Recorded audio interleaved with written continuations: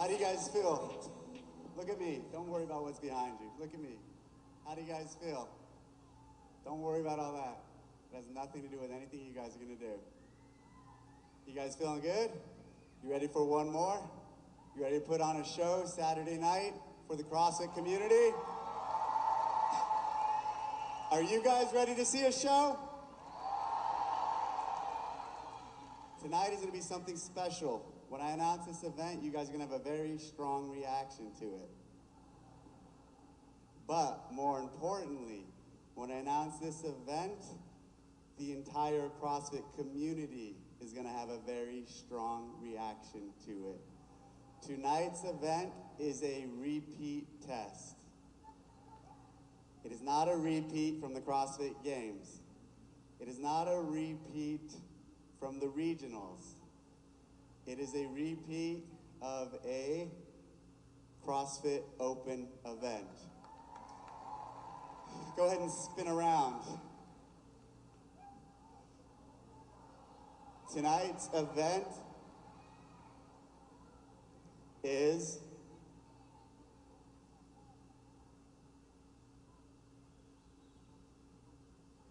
$17.5 plus plus. 135 for the men, 95 for the women. 3, 2, 1, go.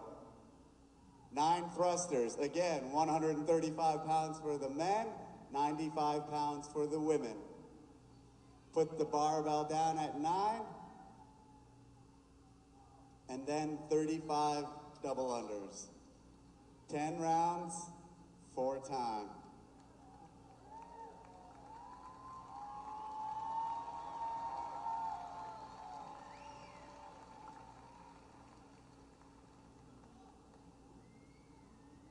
Let's cheer these two on from the demo team. Get loud for these guys. You want to see them do the whole thing? No, we don't have time for that. Look at his face. I'll tell you what, we've had this tested, and you guys, you fans, the CrossFit community, you are going to be blown away tonight when you see these individuals do it at these plussed up weights.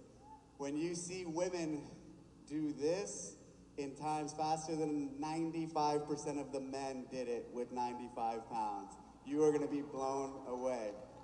You don't have much time until you have to come out onto the floor to do this test. So please, exit the floor. Thank you.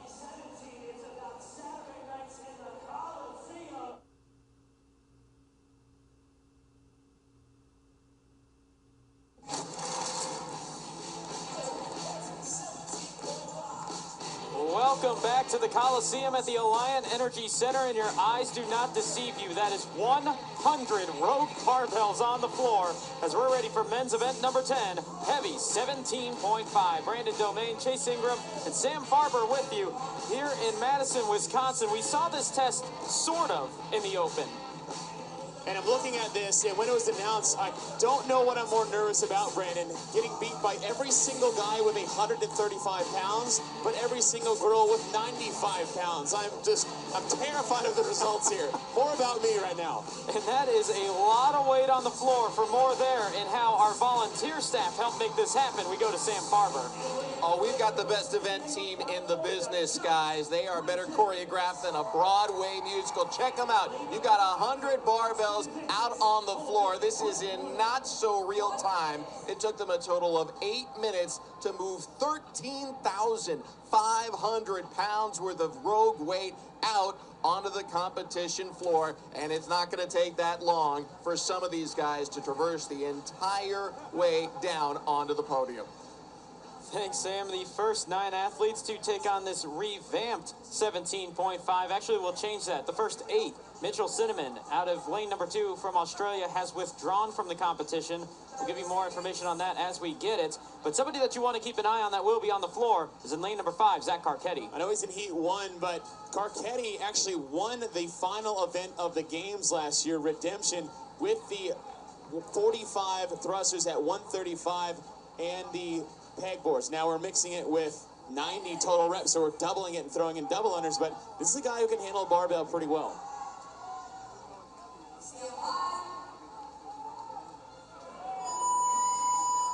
And underway here in heat number 1 of 4 with heavy 17.5. They'll advance their jump rope every time they finish a round. And when you're looking at the total number of reps they have, it's 90 thrusters at 135. There's a lot of different ways to do this event. It's not like the Open where 95 and 65 was a laughable weight for these athletes. They need to stay in their lane and run their own race. As you get towards the end, I think we all remember how it felt about round 7. You need to suck it up and get to the finish line. All these guys are capable of pushing through the pain when their body's telling them not to. Round 7, I remember having to suck it up in round 2 and 17.5. And round 2 is now underway for our leaders, including Josh Bridges, who has had a very rough go of things this weekend. Oh, Josh hasn't been himself this weekend, and he is definitely not an athlete that is going to sit there and make excuses about a performance. He's going to go out there and do his best every time. But since this games started from an event that I thought he would win with the run, swim, run, he has not looked like himself. He's out in front, which is a familiar position historically for Bridges here at the games. The 4th most all-time wins, man or woman, in the individual games. And you're looking at what pace you should come out with. You got to make sure is that there's a major difference between 135 and 95. You're adding 40 more pounds to the barbell. The best times in the world, most of all these athletes were around 7 minutes or less when we had the original 95 and 65 for the 10 rounds of 9 thrusters and 35 double unders. You're probably going to look at some of your best times, maybe scratching the surface around under 10 or so. Although I say that now, and you'll see a guy that, or a girl go 7 minutes and 30 seconds and put me back in my chair, which is why I'm in the booth to begin with. But you want to make sure is that you understand the pace at which you need. If it is something around 10 minutes, you got 10 rounds, you're allotting 60 seconds per. So to come out in 45 seconds or 35 seconds is unnecessary and it's too fast. You might not feel it in the first couple of rounds, but like I said, when you get to round 7 and 8, that's when it starts to get real for these guys. Josh Bridges on to round number 4. You'll notice his name is highlighted in blue with the number 6. He's completed 6 different portions of this, including the thrusters and double unders being 2 portions every round.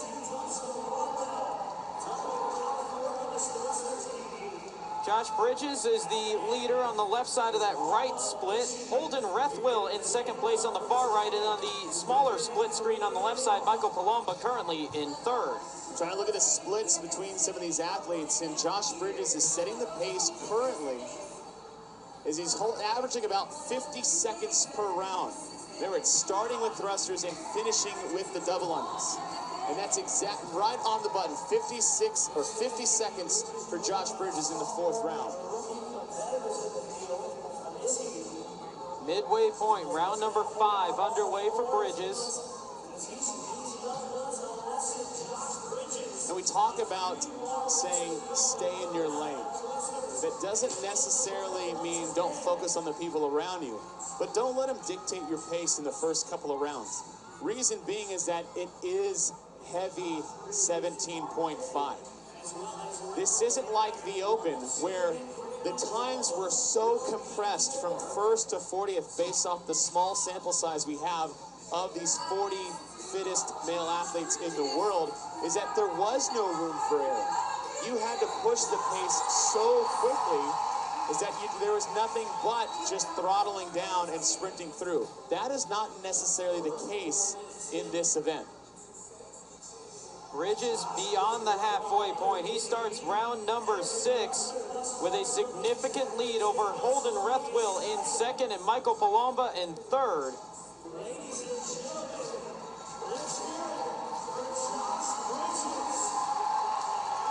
To the jump rope for the 6th time, 35 more reps away. And what you want to see on double unders is that the only thing that really should be working the hardest is the wrists. When you watch Ashley, look how relaxed his shoulders are. They're not even bouncing up and down. He's only springing off the ground about 2 or 3 inches. If the most work being done is from the wrists, you're doing yourself a favor. One is that you're not jostling so hard that you're jacking up your heart rate and making it hard to breathe. A good athlete at double under specifically can actually have a conversation with you while they do it. I know it sounds silly, but if you're not, I always say, if you're trying really hard to do double unders, you're doing the wrong thing. The double under should be the most relaxing part of this event, because this weight on the thruster, if the double unders are the hardest part, you're gonna have a long workout by the end of this 10 rounds. How about the consistency for Josh Bridges, who is opening up a very healthy lead, 34 seconds ahead of the pace of Holden Rethwell in second place, 1 lane below him in the green shirt. For Josh Bridges, he's been within about 3 seconds every single round for the past 4 rounds. Yeah, he's only deviated at most 7 seconds from his first round to his 7th round. And that's what you want to see. We see, stay in your lane, work at your own pace. Because there's going to be guys that come out too fast, blow up at the end. There's guys that can actually maintain a slower pace in the beginning the entire time that you'll see kind of start to pass the rest of the field once you get to the last 3 rounds.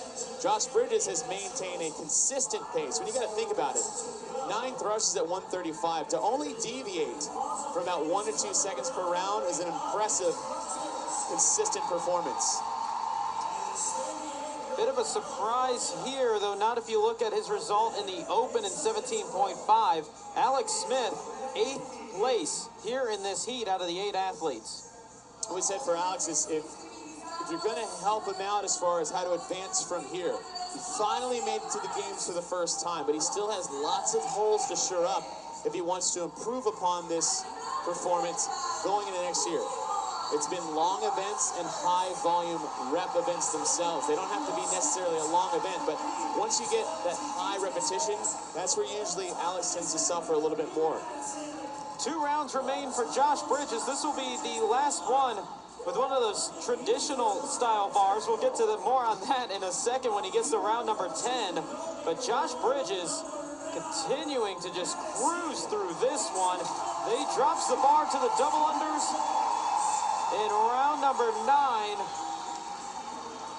Just now at the 7.5-minute mark, working towards that 12-minute time cap. Yeah, he's kept the pace about 50 to 55 seconds per on the average. Rethwell kind of breathing down his neck on the right side of the screen, finishing up his double unders, moving into the last 2 rounds from 9 to 10. But Bridges, with 1 round left to go, has actually started to speed back up towards the end. He grabs the red Rogue barbell, that red bar indicating the final round of 10, and Josh Bridges We've said it all weekend long. He just does not look like himself, but that is changing here in event number 10. This is definitely the Josh Bridges of old. And we say some of the better times will be under 10, but Josh Bridges, no surprise with his ability, had one of the top fast times in the world in this event. He's known for cycling reps, especially lightweight thrusters, better than anyone. When he added 40 pounds to the bar, I wasn't expecting to see this, but I've been waiting to see this all weekend from Josh Bridges. 6:43 in the open at 40 pounds to the bar, and he's only 2 minutes slower. 8:42 for Josh Bridges.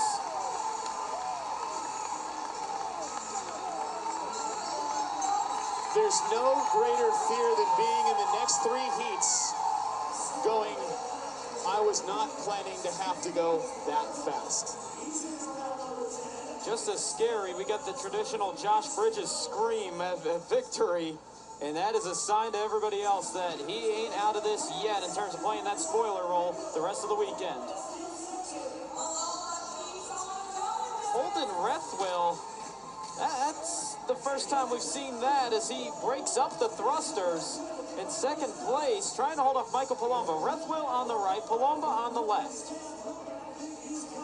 Both guys have been consistent throughout, never really deviating too much between how long it takes them to do thrusters and double unders, both averaging right around 35 to 37 seconds per.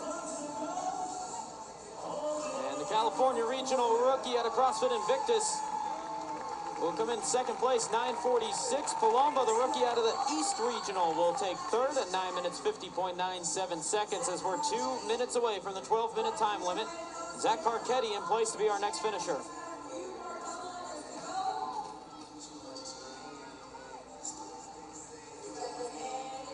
And he gets to go ahead to go to the platform. He will be our next finisher. 10 minutes, 11 seconds for Carcetti. So half of our field of 8 is in.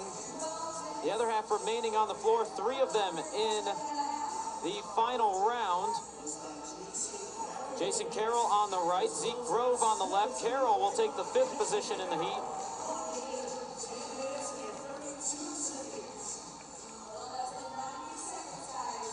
Zeke Grove, all that remains for him is 35 double unders.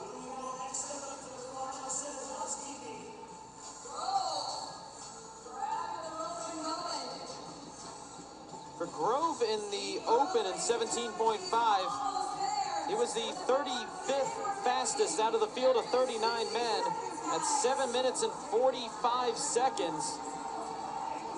Throw an extra 40 pounds on the bar. He'll come in at 11 minutes and 7 seconds. Interesting to just compare the times here as we adjust the loading. There's nothing else that's changed in this event, just the amount of weight on the bar.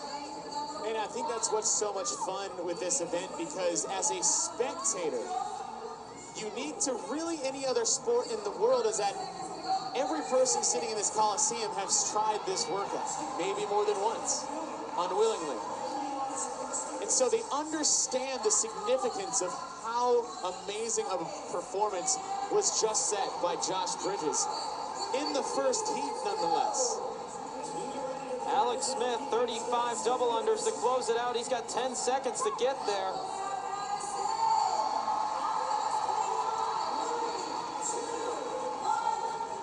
And he will be unable to beat the 12-minute time cap.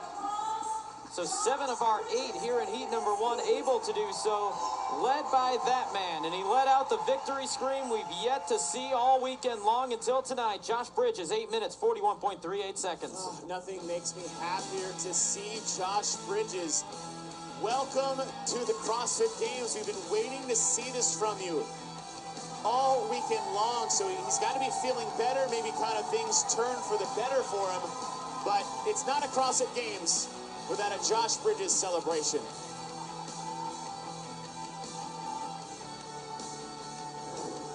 There's nothing better than a Josh Bridges victory celebration at the games, and he takes heat number 1, 8:41.38 seconds, over a minute faster than the second fastest time through heat 1, with heat number 2 coming up next.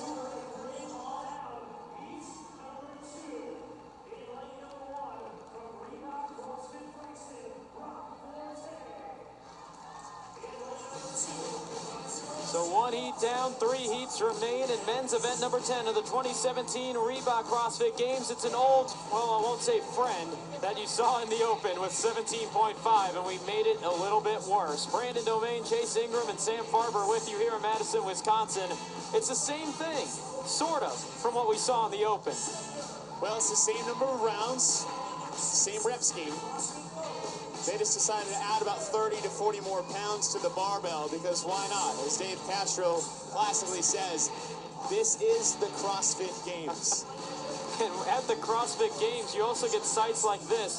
100 rogue barbells. We set the PR earlier with 80 bars on the ground. Let's make it 100 and do it again.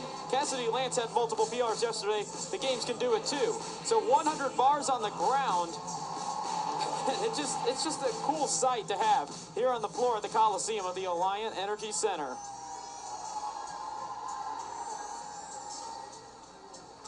And here in heat number 2, 10 athletes will try to catch the time of Josh Bridges, 8:41.38 seconds in the lead.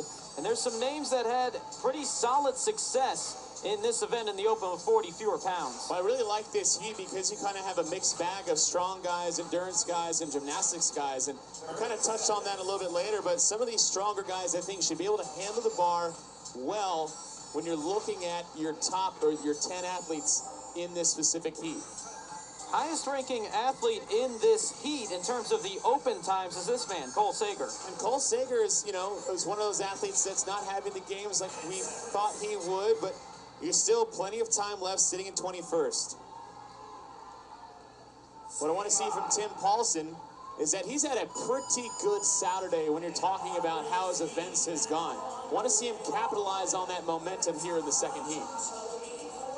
10 rounds, 9 thrusters, 35 double unders. It sounds simple, but it's going to burn.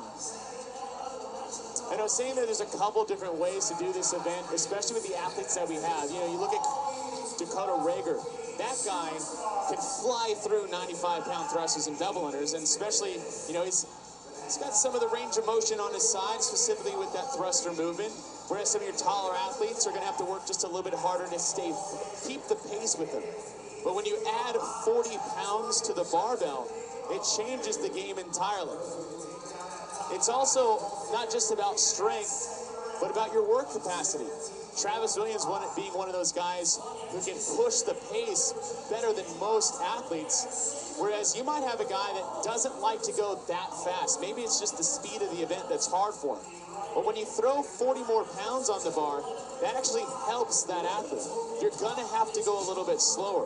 So you're going to see a lot of changes based off their open finish relative to what happens on the floor today. Travis Williams, you said it last night, there's no man that might run through a wall more than Travis Williams. And he's out in front alongside Tim Paulson, 1 lane over from him. Paulson in the green tank top, Williams in the center of the screen. What you want to make sure you do is that you stay relaxed. This isn't a race like it was in the open. We said in the previous heat is there was a 30-place spread along 30 seconds based off these athletes' time from the open.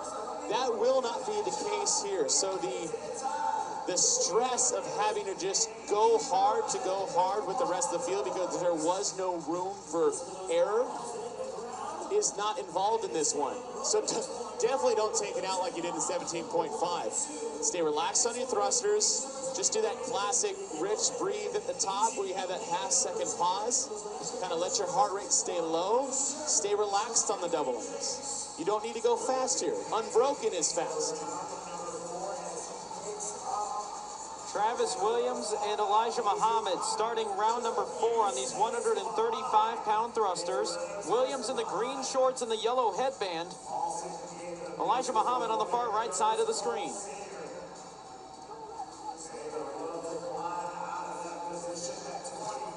Nine of the 10 athletes in the field working on round number 4 and make it now all 10 as James Newbury moves into that round as well. But Travis Williams has led this since the beginning. And he's doing a good job of not being out of control. I think we've seen that a lot, especially like open workouts. Elijah Muhammad. Number one, this guy's an athlete. The 30th place after 9 events is irrelevant when you come to specific individual events. That's just a collection of things that happened previous to this. 9 total events when you're thinking about it. But if he can stay relaxed on the double unders, because the one thing he can do is jump, so a little bounce and flick of the wrist shouldn't wear him out too much if he stays relaxed. But I know he likes getting his hands on the barbell, so try to keep the pace with Travis Williams. He's not one to really slow down. Williams is on the left side of your screen, but if you can stay close, it's in those last 2 rounds that if you have enough to make a move and you're within striking distance, that's when you want to take your chance. Interesting thing with this event is the comparison that you can make to the Open. Yes, there's 40 more pounds, but how will that affect the athletes on the floor? Elijah Muhammad, who currently sits in 2nd place, now making 3rd place in this heat, was one of the slowest times of those that qualified for the games at 7 minutes 40 seconds. Travis Williams was in the back half at 7:09, and here they are out in front. And that's kind of what I'm referring to, what the weight actually does. Yes, it makes it harder because it's heavier, but it doesn't make it as intense from a speed perspective with the heavier weight. So if you're one of those athletes that blow up just because of pure raw intensity and speed, the weight will help you here as opposed to the weight in the Open. So while 2 athletes that were in the back half of the field in terms of rankings in 17.5 are out in front, one person that is hanging with them is on the left split screen, and that is Cole Sager. He had the 7th fastest time of those that qualified for the games in the Open at 6 minutes 41 seconds. What's nice to have in your back pocket is when you walk into an event that you know you're good at. And one of the 7th best time relative to 17.5 compared to the rest of the field here on the floor. Now coupled with the fact that you've got great cardio endurance and you're a strong dude. It's a good, I would say, triplet of points going into your back pocket walking into this event. Williams starting round number 7. Tim Paulson in 2nd place, also in the mix. In lane number 3 is Dakota Rager.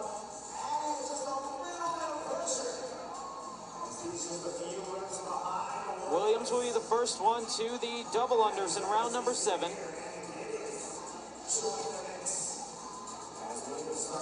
And Dakota Rager, smallest athlete in the field, shortest athlete in the field, and he's putting that to use when it comes to the thrusters.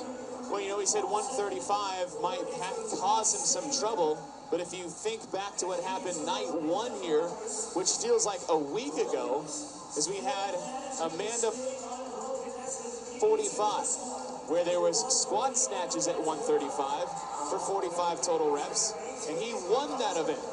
So though Dakota might not be the strongest guy, it doesn't mean he can't move a barbell well. Top 3 in the heat, all on the screen. Dakota Rager on the left side of the split is in 2nd place. Tim Paulson, basically in the center of the screen, is in 3rd. Travis Williams has been the leader since the start, but this is the first time we've seen him break up the thrusters. And it's the first time he's broke, and the first time the lead will change to Dakota Rager on the left side of your screen. He went unbroken in the round of 8. Honestly, I'm a bit surprised. Even though the weight is higher than what we saw in the Open, you didn't see any of these athletes break up the thrusters at 95 pounds. I'm honestly surprised to see anybody break it up at 135 as well. To a certain extent, personally, I'm surprised how deep a lot of these guys got into these rounds to break them up. And the only reason why I'm saying that is that Josh Bridges threw out an insane time of 8:41 in the first heat. The 4th best time is 10 minutes. You can actually break up thrusters and be okay if you know how to pace it out. And the deal is that whatever pace you start at, if you're going to break up the thrusters, is that there's no room for error and no room for deviating from that plan. We had a lot of people in the Open, say in my affiliate specifically, that we made them break up 6.4 on the thrusters, and they ended up going sub 10 for the event. So it's possible to have a good time and break up your thrusters. Well, those that are breaking up the sets of 9 thrusters are starting to fall behind. This is your new top 2. On the left in the gray shirt, Dakota Rager starting round number 10. Cole Sager on the right side of the screen in the white shirt is in second. And as we're approaching about 8:10, 8:15, that time of Josh Bridges is in danger if he can get through these 9 and onto the rope in time. 8:41.38, that time from Josh Bridges in heat number 1. 20 seconds to get through 35 double unders. It is possible, but Dakota Rager's going to have to move. Well, you can't move too fast because if you miss one time, you can lose that edge on Josh Bridges.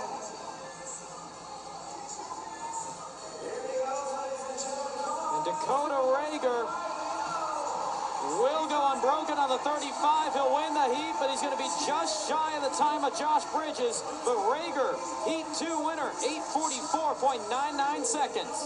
And we're talking about this kind of maybe being a big boy workout coming in. You got Josh Bridges with the best time, and Dakota Rager right behind him by 3 seconds. Cole Sager, Tim Paulson. This is the fight for second place. Sager will have the position as he jumps onto the platform just ahead of Tim Paulson, who gives it a slide for a little extra effort. One thing I really like to see with Cole Sager at the end is that he wasn't just doing 35 double unders.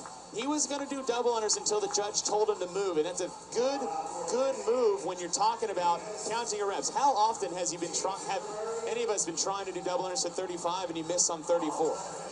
So go through that rep scheme. That judge should take care of you to get you to the finish line. Frederick Agidius, he's broken up his final set of 9 thrusters. He has that red Rogue barbell indicating the last round. And he'll move on to the double unders.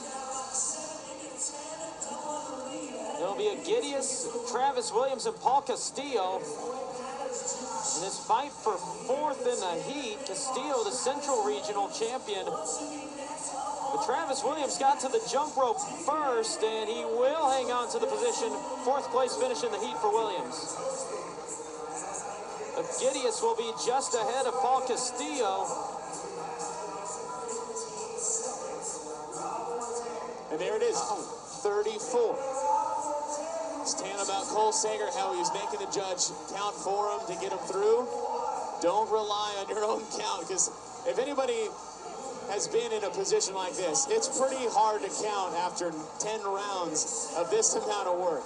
And that mattered. That took about 4 seconds for him to get that last rep. He finished 2.2 seconds behind Rob Forte, who takes 6th in the heat. James Newberry nearing the end of this one. And he will jump up onto the platform in 9th at 10 minutes and 52 seconds. And Elijah Muhammad will be the last man on the floor.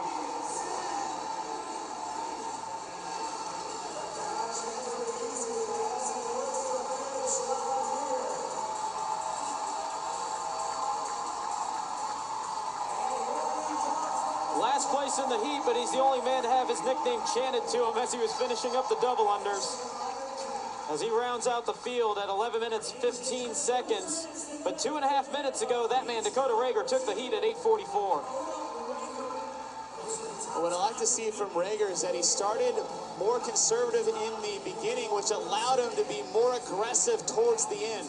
Unbroken on his last set of 9 thrusters with that 135-pound weight on the bar.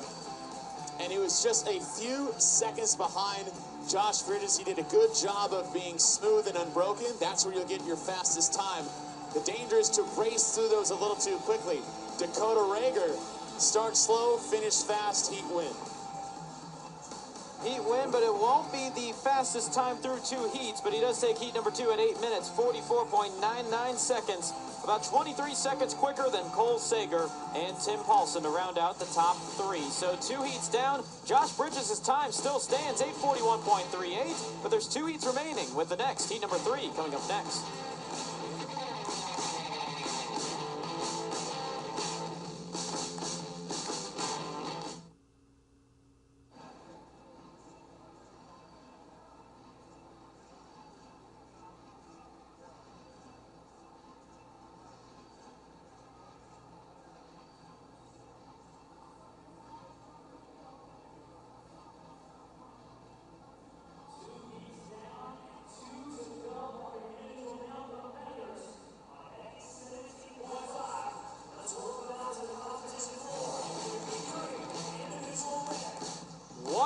barbells on the ground at the Coliseum of the Alliant Energy Center for event number 10, heavy 17.5. Brandon Domain, Chase Ingram, and Sam Farber with you here in Madison, Wisconsin.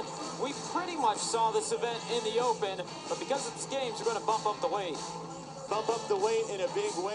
40 extra pounds on the bar for the men, 30 extra pounds on the bar for the women. 10 rounds, 9 thrusters, and 35 double unders. And just as impressive as the performance we're seeing from the athletes on the floor, we saw a pretty impressive performance by the volunteer staff. For more there, we go to Sam Farber.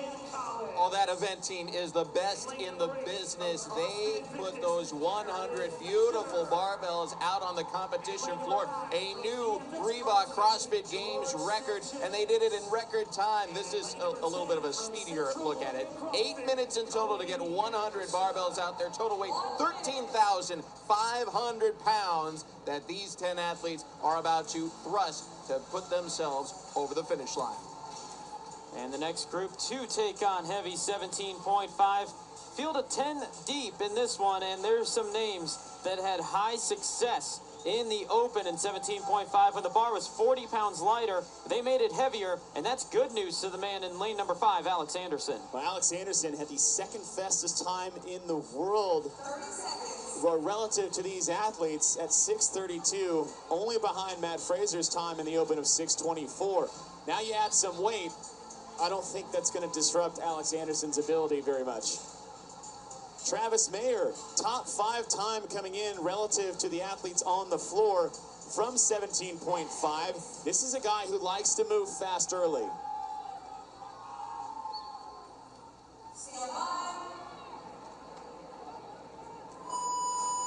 But with 10 rounds of 9 thrusters, 35 double unders, it might not be if you want to move fast early, it's how long can you hang on. And it just depends on your skill set. Stay in your lane, meaning do not let the athletes around you dictate your pace in the first 3 rounds.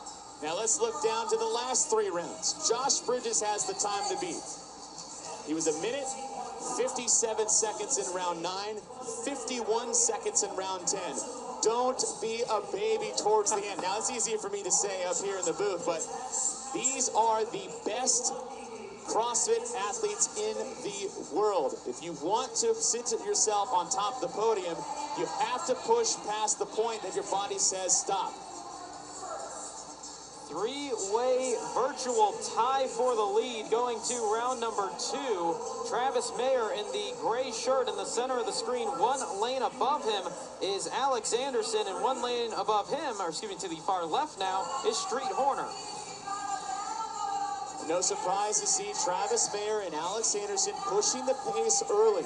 Their first round was done in 44 seconds. That's 7 seconds faster than the pace set early by Josh Bridges.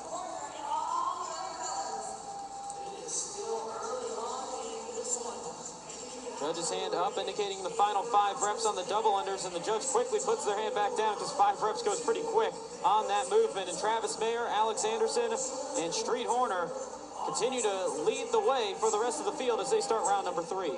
Still a very blistering pace. Look how fast they're cycling those reps with that 135 pounds. 9 thrusters, 35 double unders. Now the double unders is an opportunity to relax a little bit. You're going to win this event by moving the barbell fast, not going fast on the double unders. Allow yourself to slow down or at least ease off the gas just a little bit when you get to the double unders. Now, if this was the 95-65, that event was tough in the open because you had to go fast the whole time. Those who can move the bar well will see them being successful in the last rounds. Mayer and Anderson continuing to lead. Street Horner a couple of reps behind.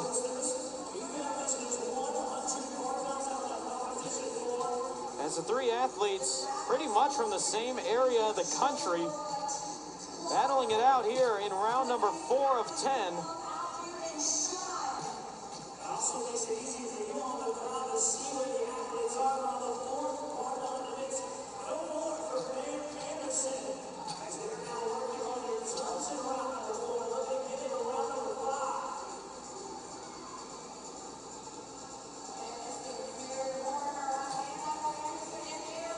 this is just an impressive pace for both Mayer and Anderson. Horner not much behind them, as both Mayer and Anderson on to round number 5 with the 135-pound bar. You're talking about finishing 4 rounds in right at 3 minutes. That is a 45-second pace per round set by these 3 guys.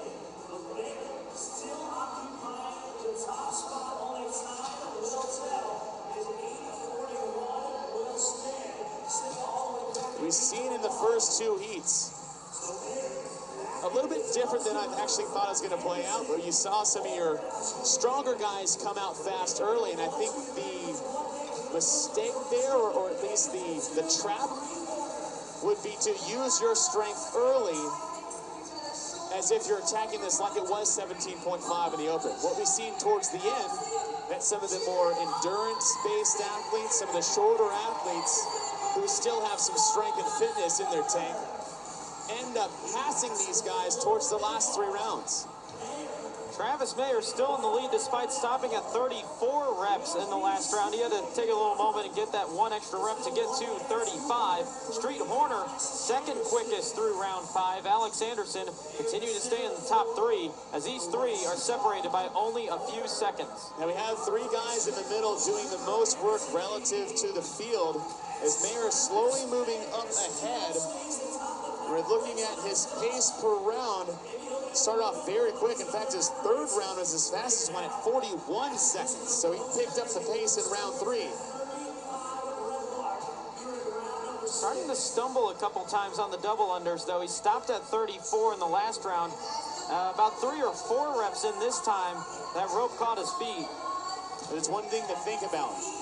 If you want to go fast on double unders, you don't have to spin it any faster than you're comfortable with. A fast set of double unders is an unbroken set of double unders. The easiest way to do that is to stay relaxed on those. You don't, like I said before, the race will be won on the barbell. Plain and simple. 9 thrusters, 10 rounds, 90 total thrusters at 145. It's the double unders are almost a trick in there to make you go fast. Don't race the double unders, slow down, relax, try to get your breath, slow your heart rate down just a little bit before you have to go back to the bar. 3 minutes away of the time of 8:41, which is from Josh Bridges in heat number 1. That's the time that everybody is chasing. As we're working in round number 7, Travis Mayer in 1st, Alex Anderson in 2nd, Street Horner in 3rd, as they go right to left on the screen.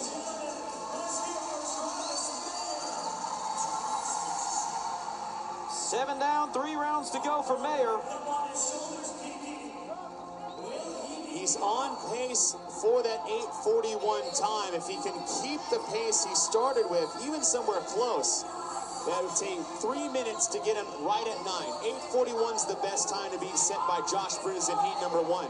If he can maintain the normal pace he's had, right about 55 seconds per, that will put him within striking distance of Josh Bridges' time of 8:41. This could be very good for Travis Mayer, trying to move back into the top 10 of the games for a 2nd consecutive year. He's been as low as the mid-20s in terms of ranking at some point during the weekend. He's moved his way all the way back up to 12th coming into this event. And he's moved himself into the lead, which he has held for pretty much all but about 10 seconds in this heat. Moving into the 9th round, 7 minutes on the dot. What were Josh Bridges' split at this time for the last 2 rounds? It was 57 seconds and 52 seconds. Travis Mayer is going to have to at least average somewhere right around that same time, maybe even closer to 50 seconds per to get that time. Travis Mayer continuing to lead as he gets to the jump rope in round number 9. His closest competitor is Street Horner, who's starting round number 9. One of the athletes from the Midwest that you know he was happy that the games were moved to Madison because he could bring his family to the games a lot easier than they could have if it was in California again. And as Horner's trying to finish up, breaking in that 9th round, Mayer is moving in to his final round. He's about 50 seconds off the pace by Bridges. He said he needed to hold a 50-second pace that last round. 50 seconds for Travis Mayer.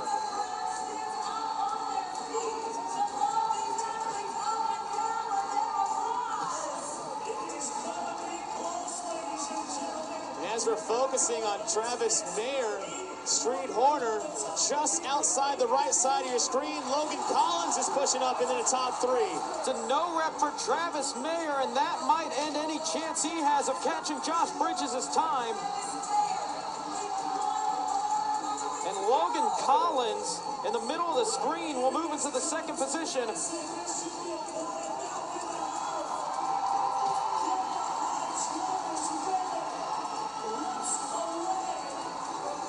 Josh Bridges just survived a scare in the provisional ranking here in this event. His time will stand. Travis Mayer takes the heat at 8 minutes and 49 seconds. Now, who's going to wind up in second? We got 4 athletes working on the barbell in round number 10. Horner and Collins grabbing the jump rope at the same time. Horner on the left, Collins on the right. Anderson in round number 10 between them. Another Anderson, Cody Anderson, is on the final round as well in lane number 10. And Logan Collins ended up breaking, trying to race Street Horner, going probably just a little too fast on his double unders. And Street Horner, 13th place coming into this event. He will edge out Logan Collins for second in the heat. It'll put Horner 6th overall in the event with 1 heat remaining. You know, Alex Anderson is sitting on his last set of double unders, but he might want to look left because Cody Anderson's judge has put his hand in the air in lane number 10.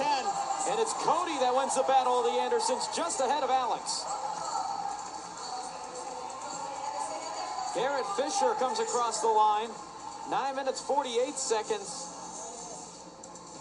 Still good for 11th, despite being 6th in the heat. 4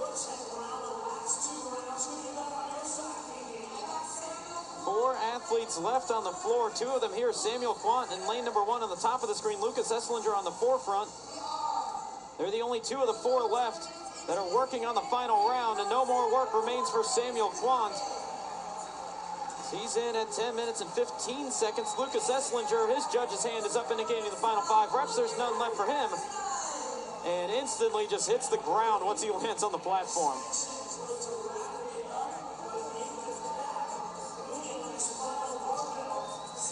Cody Mooney working on his last round of 9 thrusters on the top of the screen in all blue.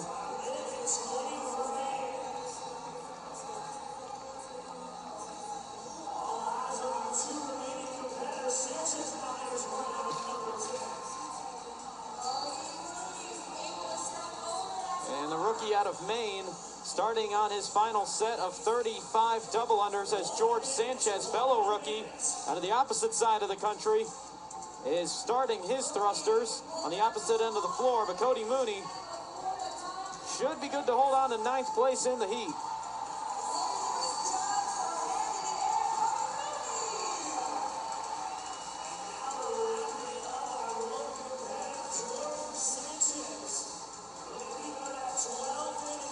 George Sanchez, last athlete on the floor with 30 seconds remaining until the time cap.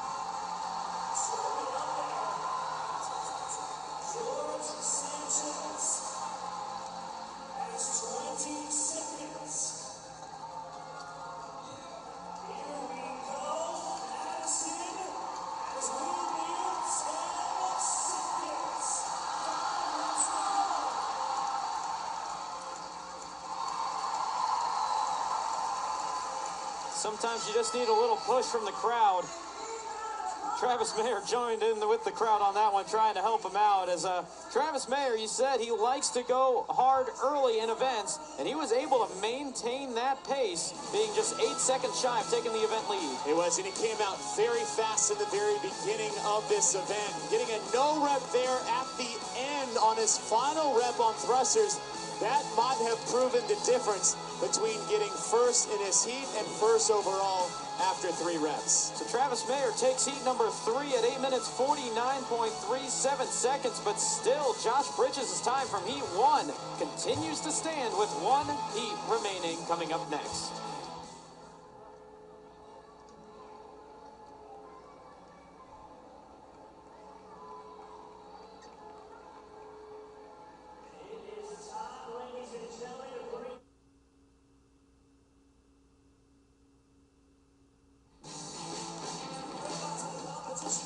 Sometimes it's all about the numbers. The event in the open was 17.5. The amount of bars on the floor is 100 as we have men's event number 10 in our final heat of men's competition for day 3 of the 2017 Reebok CrossFit Games. And Matt Fraser is busy doing Matt Fraser things. 134 points the lead after 9 events over Ricky Garrard in second. Brent Fikowski rounding out our provisional podium spots, but only 2 points ahead of Noah Olson. I don't think he wants to deal with 2 points again by the end of the weekend, so he probably wants to put a little bit more distance between him and Noah Olson as we are going heavy 17.5, 10 rounds, 935. We've seen this rep scheme before, but not the weight. 135 pounds to the men. It's a lot of work for the athletes. It was also a lot of work for the volunteers. For more there, we go to Sam Farber. Yeah, but they're up to it. This event team is the best in the business, better choreographed than a Broadway musical, and stronger than a herd of elephants. CrossFit Games record, 100 barbells out there on the competition floor, and although it looks a little faster than it actually took place in real time, 8 minutes to get them all out on the floor. All told, there is 13,500 pounds of barbells and weights right now on the floor, and throughout the day, almost 20 tons of equipment moved by the best event team in the business. And the next 10 athletes that are going to be moving the weight that is on the floor right now are here in our fourth and final heat of the night with our top 10 athletes. I mean, it's hard to imagine you want to look at anybody aside from Matt Fraser, but who are you looking at in this one? I mean, we got to start talking about this guy. Ricky Garrard is sitting in second place at the CrossFit Games after 9 events. That's a big target to be on your back going into this one.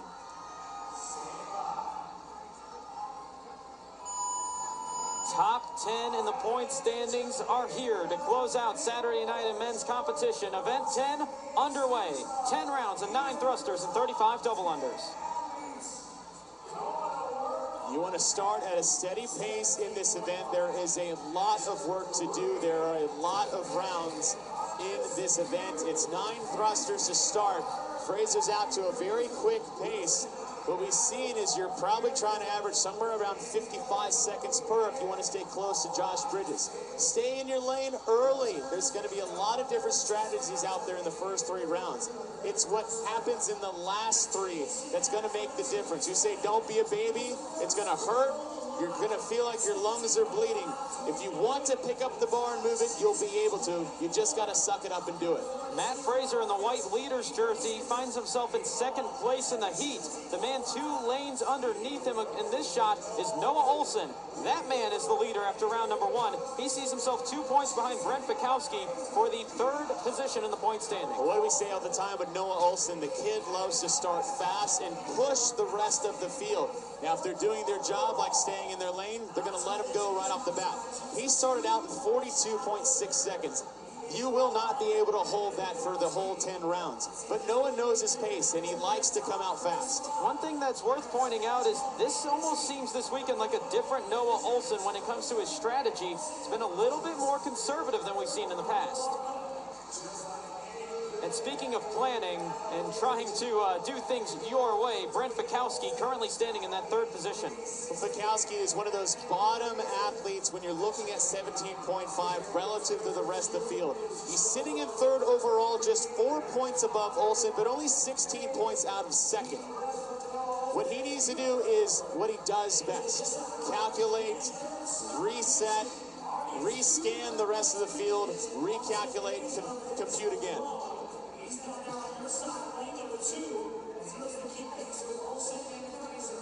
Fikowski currently 3rd in the point standings on the left. Olson currently 4th in the point standings on the right. Olson sitting 2nd place in the heat as Matt Fraser is basically doing what he's done all weekend long, and he is out in front. Well, if there's anyone that can cycle a barbell faster than Matt Fraser in 135-pound thrusters, I'd love to see him because I've been watching the last few heats, and this guy is he just moves so well with that barbell. He puts himself in good, just physical positions, a nice upright chest. What that does, it just allows you to breathe easier. It's not crushing, you know, sitting in that rack position, that bar tends to rest on the throat a little bit. You get a little dizzy towards the bottom, but Matt Fraser gets in such good positions. It makes thrusters easy. Well, it makes them look easier. There's nothing easy about a 135-pound thruster 90 times. Let's think about the historical points for Matt Fraser. In the triangle couplet with the thrusters at 165, he won that event. He also had the top time in the world in 17.5. Somebody that wasn't far behind him in 17.5 is this man, Scott Panchik. He's also been creeping his way up the leaderboard in typical Scott Panchik fashion. At the end of 2 days, we were starting to get a little nervous about Scott Panchik. He had a great open, good regionals, and he's always found himself up in that kind of fourth churning. He didn't have the good start like he usually does, but he's creeping up, just like you said. One lane over from him, somebody else that's slowly been chipping away on the leaderboard, and that's the 2015 champ, Ben Smith. Well, I remember looking at the final heat about 1 day ago. We were doing Amanda 45 and didn't recognize any of the names in the final heat trying to push Matt Fraser. Your top guys are slowly clawing back into the top 10. Ben Smith is one of those athletes. And already beyond the halfway point in terms of the rounds is Matt Fraser as he starts round number 6 just ahead of Noah Olson on the right. And the pace at which Matt Fraser is moving is that he is on pace for an 8-minute time here for heavy 17.5.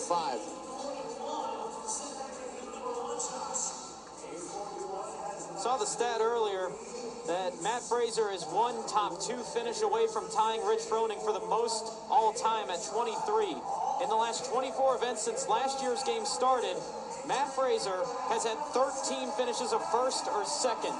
It is absolute, just annihilation of the field the past 2 years.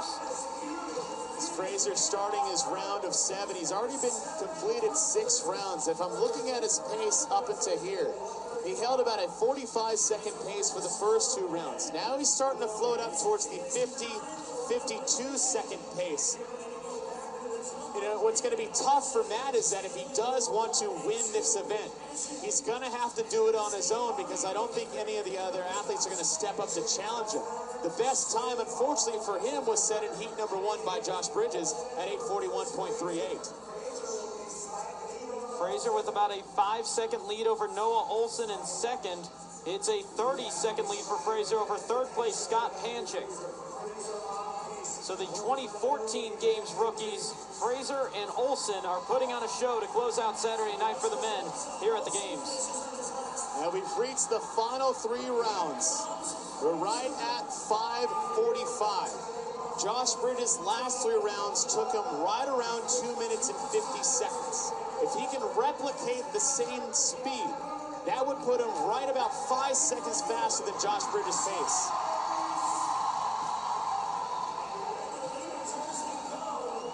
And Fraser pulling away from Brent Fikowski, and more notably for Fikowski is Noah Olson is putting distance between himself and Fikowski. And when you're only sitting 2 to 4 points behind him, it's 4 exactly.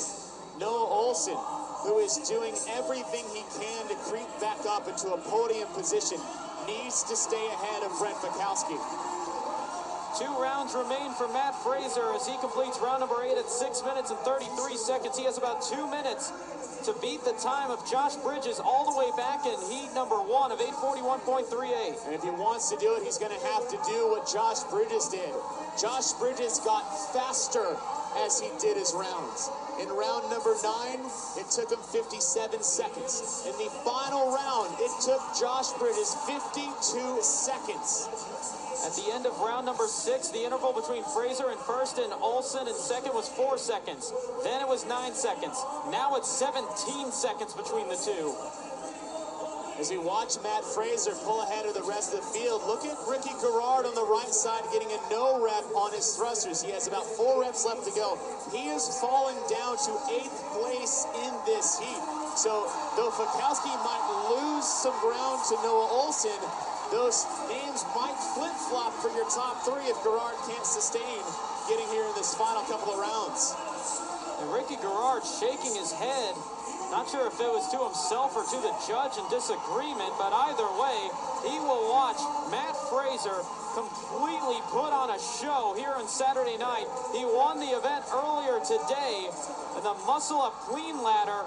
He won 17.5 in the Worldwide Open with a 95-pound bar at 6 minutes and 24 seconds.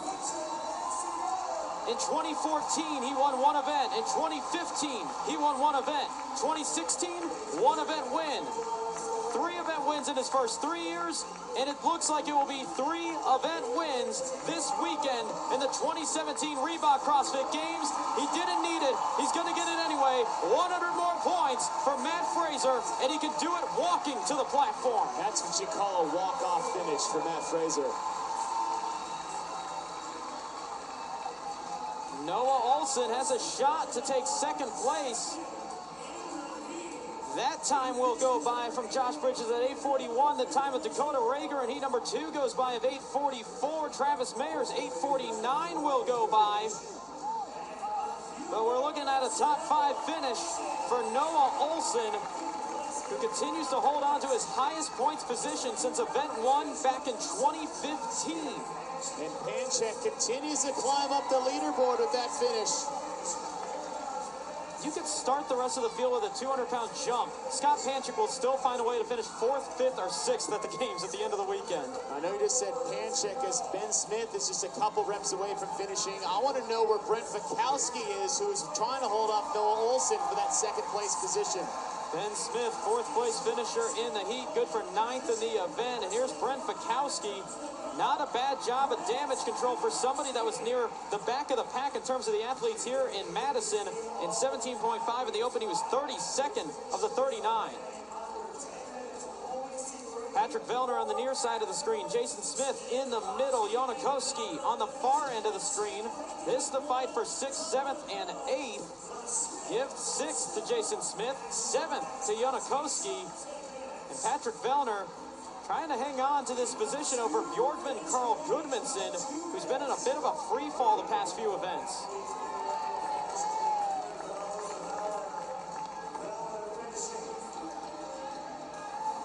Two athletes left on the floor, and they both have massive point implications. Bjorkman Carl Goodmanson, with a couple of double unders remaining. There's his last one. He'll hit the platform in 9th in the heat.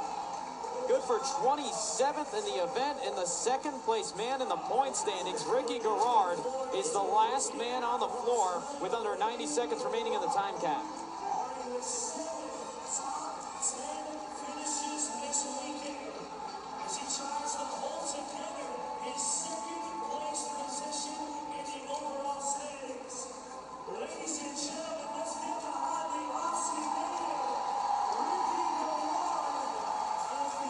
This isn't the event that Garrard wanted nor needed as a 2nd place athlete coming in, but he's still having a stellar rookie campaign over the first 10 events with 1 day of competition remaining.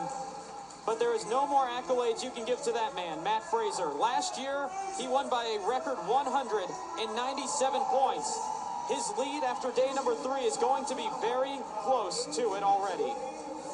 You're looking across the board, Matt Fraser, start to finish, never really slowed off his pace, especially towards the last round. Getting to the thruster bar, he had a nice, comfortable lead if he wanted to get underneath the time set by Josh Bridges. And I tell you what, there might be no better feeling than to be able to walk to the podium and still win an event.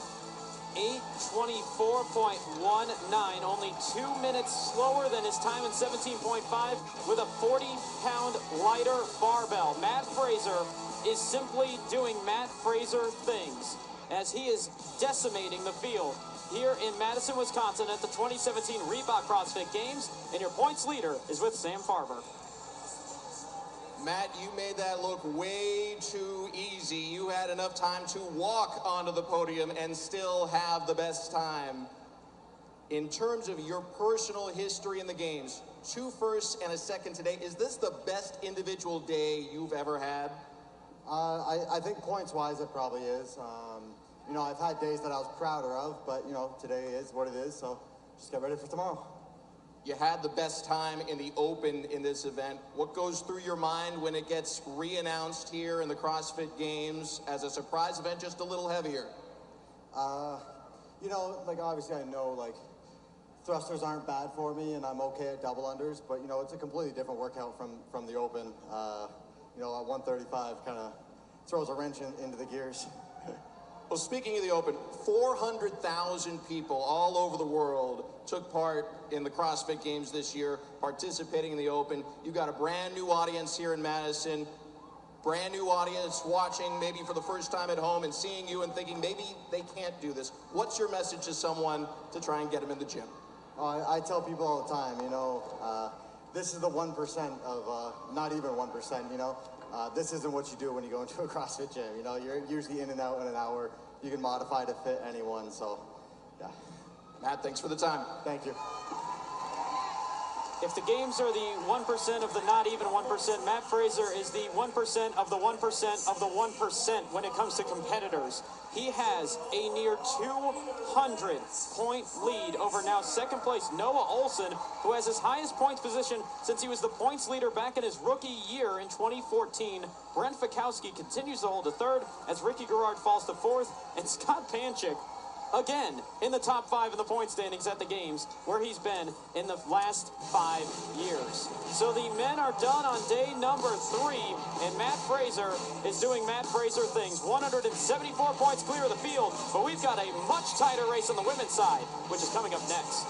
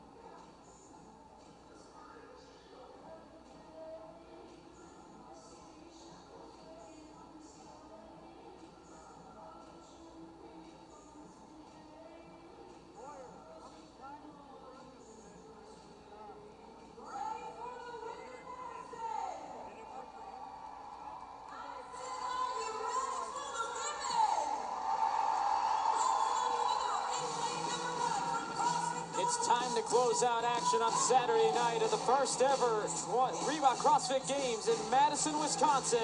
And we do so with a twist on an old, well, not so favorite. Brandon Domain, Chase Ingram, and Amanda Krenz with you for women's event number 10, heavy 17.5. We thought 17.5 sucked. Let's throw 30 more pounds on the bar and see how you like it. We are having the women do the men's weight from the open for 17.5. 10 rounds, 9 thrusters, 35 double unders, 12-minute cap. I cannot wait to see. Traditionally, across the board, the women did better than the men in this event during the open. I know what my reaction was when this was announced during the open. I'm wondering what the athletes' reaction was. For that, we go to Amanda Krenz. Oftentimes, the fittest athletes in the world say that even the toughest, most grueling workouts are fun. Now, I talked to a couple athletes right after this announcement of the event. They are not calling this event fun. This workout is fresh in their minds. It's one that they don't actually want to remember. And because this is a heavier version of what they've done before, they now have to think about how they're going to have to break up those thrusters, because a lot of them were able to go unbroken in the open. Thank you, Amanda. The first athletes to see how they will strategize here in heat number 1 will include a field of 8, and there's some that did decently well in this event when it showed up in the open at 65 pounds, but somebody you're looking at is in lane 3, Carly Fuhrer. Yeah, she's had a pretty good day across the board. I think there's a little bit of a confidence building for her. So we're curious to see how that translates into this final event. We know she likes to hurt based off how she got here in the first place from regionals with that assault bike, burpees over the box, and cleans. I want to see her carry into this event. Kirsten Pedri, one of the athletes that actually performed pretty well in this, about mid-pack from the open. And away we go with heat 1 of 4 in our revamped 17.5, 10 rounds of 9 thrusters, 35 double unders. When you start off at this weight, it's tough. It's a tough weight to do for 9 reps, knowing you have 10 rounds to go. I think one of the hardest things is to sit there at the first bar and see 9 more bars down the competition floor.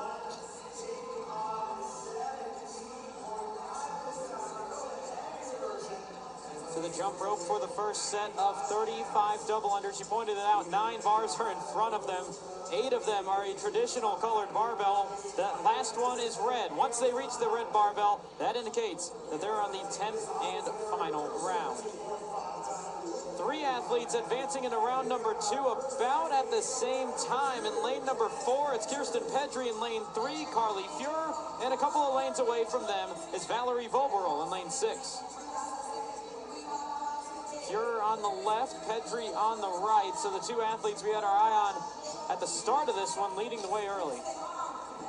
And it's a big difference about what happens in the first 3 rounds and then what will be the outcome moving into the last 3 rounds. We know this all too well after doing this event from the open, is that things really, I would say the window starts to close drastically once you get past about round number 6.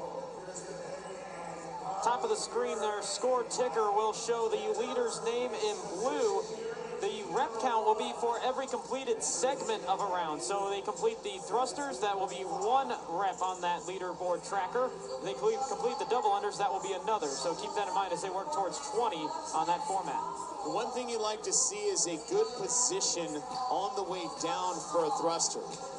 If you're not super comfortable with the weight, you don't want to squat fast, because what would happen is you get to the bottom and you pitch forward a little bit. That's just going to make a hard movement even harder. You're going to be smooth on the way down, and as you get right above parallel, pop the hips and press on the way up. Fuhrer and Pedri continuing to lead as your top 4 athletes are all in the lower numbered lanes. Pedri in first. This is Carly Fuhrer in second. Not far behind them is Madeline Sturton in lane 2 and Jessica Coughlin in lane 1, both out of the Pacific Regional. And Fuhrer is chasing down the woman just to her left, Kirsten Pedri. First time being here from the games out of the California Regional. She's tried multiple times and battled injuries on her journey here, and it's good to see her on the competition floor here at Madison, and she is making good work of the opportunity as she's leading this heat so far. Early in the first couple of rounds, getting out of the round of 4, about to move to that midpoint round between rounds 5 and 6.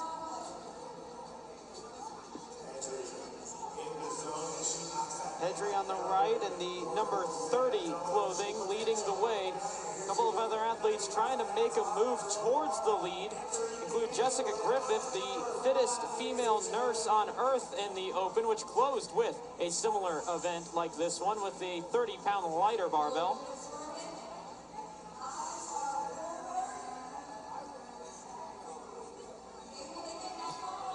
Pedri continuing to lead as she starts round number 5 on the double unders. Carly Fuhrer in second place. And what I like about this event is that there's a couple different ways to do this. If you want to just have a successful one, and I think anything under a 12-minute cap, which is a very, very tight window to think about. I can't think of how many guys in the Open didn't make it underneath 12 minutes with the weight that the women are using, let alone try to race some of the top female athletes in the world, is that a sub-10 time is a very, very good time when you're looking at this event. You don't necessarily have to go unbroken on the thrusters to get that time. Now, what you can't do is you can't go slow. So a smooth pace throughout. When you get to the back half, it is okay to break up. Maybe 5-4 on the thrusters. Take a little bit of a break. Pedri's breaking right there as she moves into the second half of this workout. Now, one of the athletes bringing up the rear of the field with this 95-pound bar is Alexis Johnson, but it wasn't long ago that she weighed 88 pounds after battling eating disorders. Her goal when she started CrossFit was to be healthy enough to squat 100 pounds. In this event, she will be doing 90 thrusters with a bar just 5 pounds under that weight that was her goal when she started CrossFit a couple of years ago. And we heard Matt Fraser talk about winning the event, and he was asked about CrossFit as a whole for those viewing this for the first time.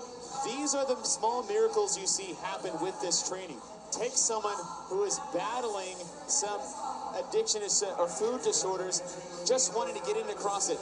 Now she's made it all the way here on the big stage. Now, I'm not saying that's a transformation you'll see from athlete to athlete, but this is part of the process. This is a celebration of what CrossFit can do here on the competition floor. And one of the leaders trying to move into the picture is Valerie Volberl. We'll have an update on her from Amanda Krenz.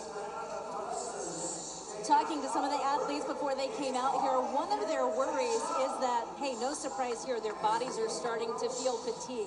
One of the areas where they're feeling that is in their lower half, in their legs, especially in their quads. And doing all these thrusters, especially at the weight they're doing them, they know is going to take a toll on their quads. So just one more reason why they're going to probably have to break up these thrusters more than they wanted to. Thank you, Amanda. As we're halfway into this 12-minute time cap event, Kirsten Pedri continuing to lead. Do want to update something that I mentioned earlier on that scoring tracker. We have changed that just to make it a little bit simpler with some of the scoring issues we're having. It's now tracking every completed round instead of every completed movement. So Kirsten Pedri starting on round number 8. Somebody else that's battled to get to the games for multiple years now and making it for the very first time is Jessica Coughlin. In lane number 1, she sits in 3rd. As Pedri's working on to her round 8 of thrusters, Coughlin's trying to finish up her round of 7 double unders. The next closest athlete to Kirsten Pedri is just to her left, and that is Carly Fuhrer. And as she got to the bar, Pedri opted to break one more time, so she has about a 20-second lead.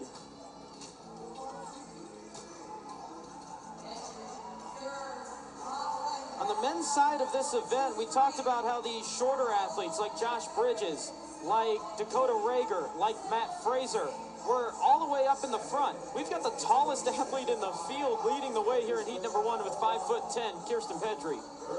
And we say this all the time, you can't pigeonhole an athlete just based off their stature, thinking of how good or bad they'll do in the event. It's still a true test of fitness, and the fittest will survive in these type of events. Now, I'm not saying it doesn't help a little bit, just like it helps to be big on heavy weighted movements, but you still have to take advantage of some of the opportunities you have.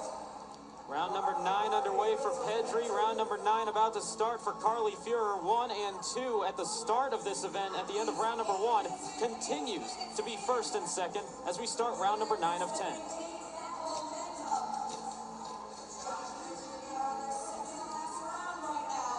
Another name moving into the picture as she finishes out round number 7. This in that battle for 3rd, 4th, and 5th is Casey Campbell.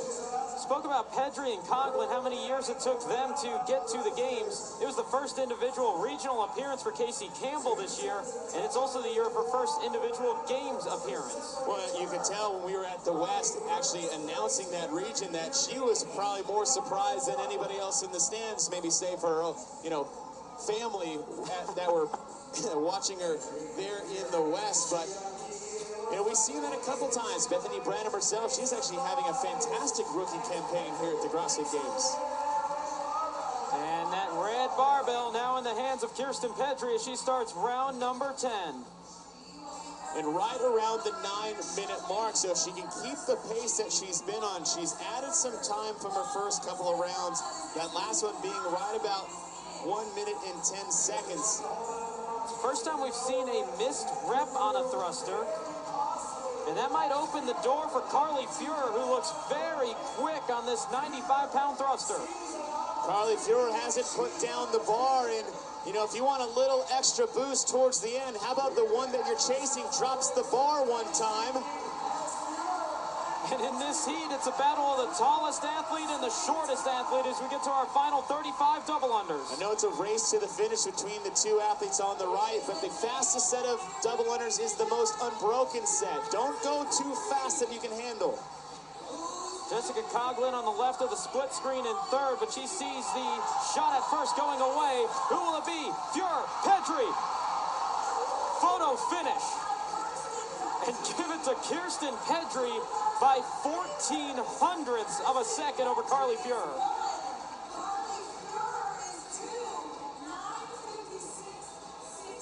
Jessica Coughlin trying to hold up Valerie Voberl.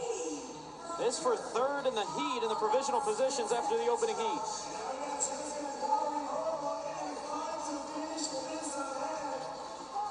And the position will go to Jessica Coughlin out of the Pacific Regional, just ahead of California's Valerie Voberl.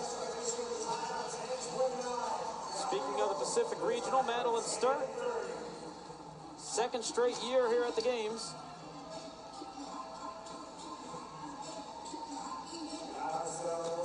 Youngest in the field, one of the smallest in the field as well.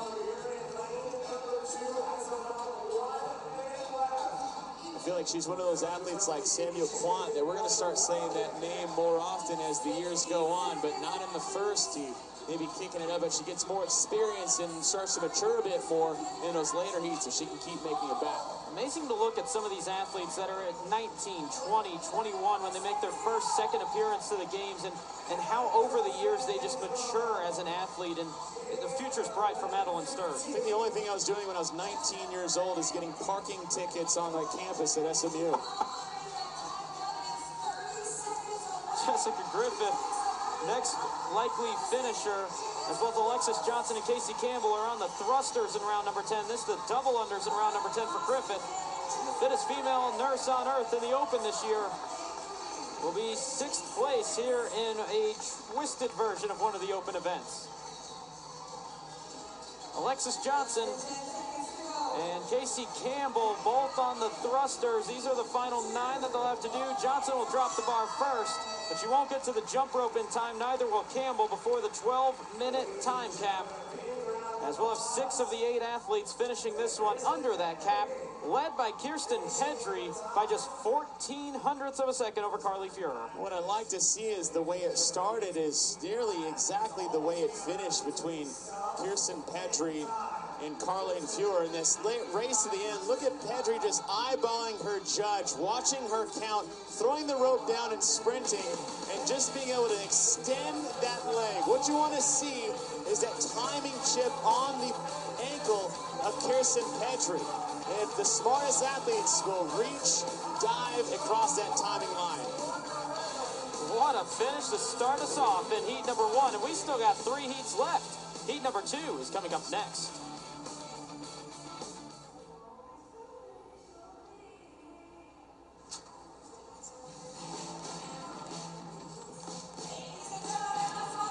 One heat down, 3 heats remain. Heat number 2 is coming up in women's event number 10 at the 2017 Reebok CrossFit Games as we close out day 3 of action. Brandon Domain, Chase Ingram, and Amanda Krenz with you here in Madison, Wisconsin. We saw it in the open. We see it again. We're just going to beef it up a bit. I think that might be a bit of an understatement. We are beefing it up quite a bit because we're adding 30 pounds to that traditional 65-pound bar that these women used in the open. Heavy 17.5, 10 rounds, 9 thrusters at 95 pounds and 35 double unders. There's always speculation on what event announcements would be, and there's always reaction after. For that, we go to Amanda Krenz.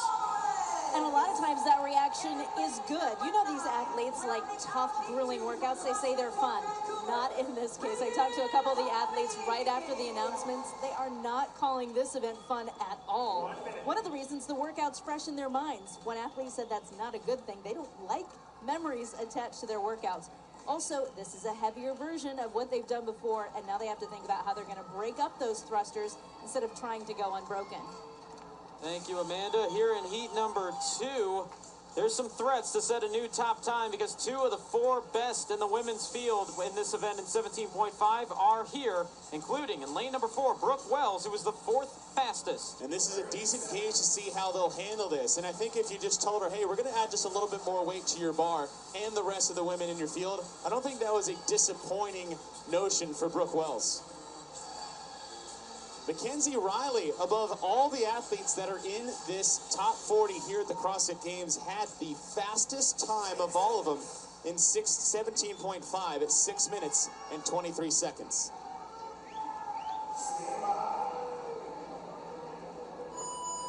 And it's time to see if Mackenzie Riley can defend that spot. Number 1 out of the entire field in this event when it was 30 pounds lighter. Now, some of the keys to this is unbroken, but I don't want you guys to confuse that with going fast. A nice, steady pace is the pace you want to go. Keep your composure throughout this event. Don't let some of these athletes come out too fast and dictate the pass for you. In between the transitions, make sure you're not rushing between. Take your time, take a deep breath, get set for the next round.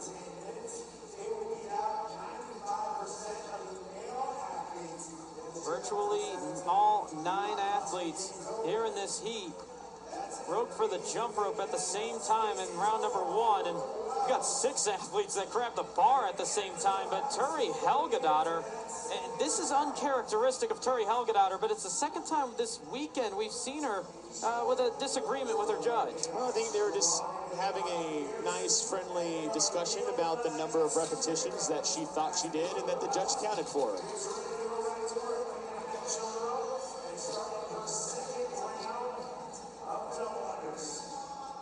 I mean, who hasn't had that moment happen in the gym? Yeah, you're only human, and you know that's the deal here. But what you got to do is you can't sit there and argue with the judge. It's a judgment call, and that's what the call was made on the floor. If you spend time arguing, you're losing more time than you already did. Whether you did 5 double unders that you thought you did or not, keep your nose down, keep your mouth shut, and move on to the next movement because it's not going to change on the floor. 5 women already onto the thrusters in round number 3, led by the woman on the right, Brooke Wells. 4th fastest time out of anybody in the field at the 2017 Reebok CrossFit Games in 17.5 at 6 minutes 34 seconds. And she has a slight lead over both Stacy Tovar and Mackenzie Riley, who wasn't just the fastest in the women's field, she was the 3rd fastest in the world in this event. I think one thing to think about when you're coming into this event is this is event number 10. They've had 9 events over the last 2.5 days up until this point. So they are not feeling 100%. And what ends up playing into your strengths when you get tired and run down is having confidence in yourself and your abilities. That plays well for Mackenzie Riley. Top 4 all on the screen. Stacy Tovar on the far left. Brooke Wells on the right side of the left split screen. Mackenzie Riley in the pink and yellow. And Margot Alvarez on the far right side of the screen. You'll notice on the top of the screen, Brooke Wells, her name is highlighted in blue because she was the first one into round number 4. The rep counter on top of the screen will indicate how many rounds they have completed of the 10 they will have in this event. And I like the steady pace by Wells so far, sitting on the right side of your screen. Tovar is to her left, but she's held on to a pace about 45 seconds for the first 2. And as she's finishing up round number 4, that was one of the faster rounds that she's had at 48 seconds, but Mackenzie Riley is right there next to her. Mackenzie Riley finds herself in the lead for the first time as they enter round number 5. Riley in the yellow headband and yellow shorts. But on the thrusters, it goes right back to Brooke Wells by about a second. We're looking at what pace you need to be at based off the first heat to go. This is only the second one of 4. Is your top 2 are right out about 9:56, and that's about a minute pace per round. We have about 5 athletes below that currently. Saw the early struggles for Turi Helgadottir. She's currently in the 6th position of the 9 athletes in this heat. So despite having that issue in round number 1, she's starting to make her way back through the field. And she is breaking her thrusters up earlier in this set, more than we've seen other athletes do. And I will say that that's not necessarily a sign of distress or falling off the pace. What it is Turi's a pretty... You don't win regional, Nate, without having some strategy and being able to stick to it. So she's coming in with the strategy, knowing full well that getting under 10 is probably going to be one of the top 15 times here at the games, that you don't need to go unbroken to get a time like that. Helgadottir in between the 2 leaders. Mackenzie Riley in second place in the yellow headband, yellow shorts, and Brooke Wells in those green shorts and black sports bra on the right side of that left split screen. Like how comfortable Brooke Wells looks throughout these reps. Mackenzie Riley on the right side in the pink and yellow is doing a little pause at the top. And what that allows you to do is, it allows you to get a full breath in. If you're breathing through the middle, you have the bar resting on your body as you squat. You know, the lower extremities start to push up on your diaphragm, closing off some of that lung capacity. How many times have you gotten a stitch in the right side of your rib and coach tells you to put your hands over your head? That's just a trick to make you stand up tall so you can maximize your full lung capacity. So breath in at the top is a good place to take that in.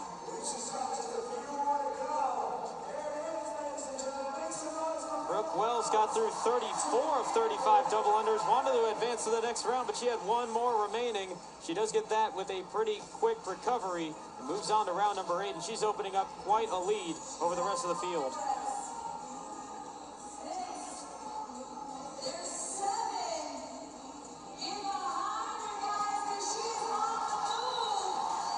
Sometimes life is good when you're one of the strongest women in the field at the games.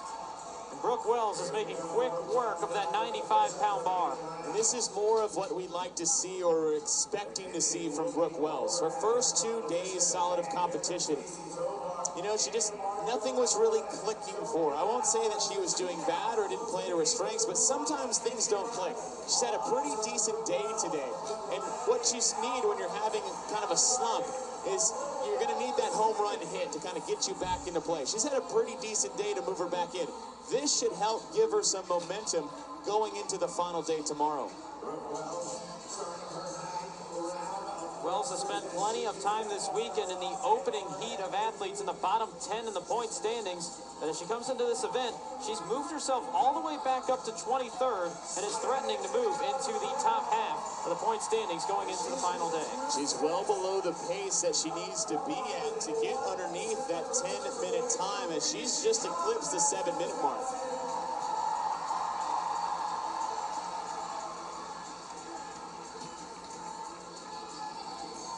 That looks like a controlled stop there from Wells, not necessarily a missed rep.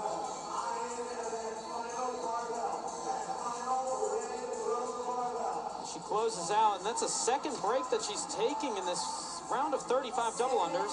And we saw that in the Open when this event was released between Katrin Davis' and Sarah Sigmund's daughter, where sometimes you get to the point, I mean, you've done 81 heavy thrusters. The legs aren't working like they used to in round number 1. Crowd coming to their feet as Brooke Wells grabs that red Rogue barbell for the 10th and final round of 9 thrusters. I don't think she's going to miscount how many reps she's doing because the crowd's counting them out for her.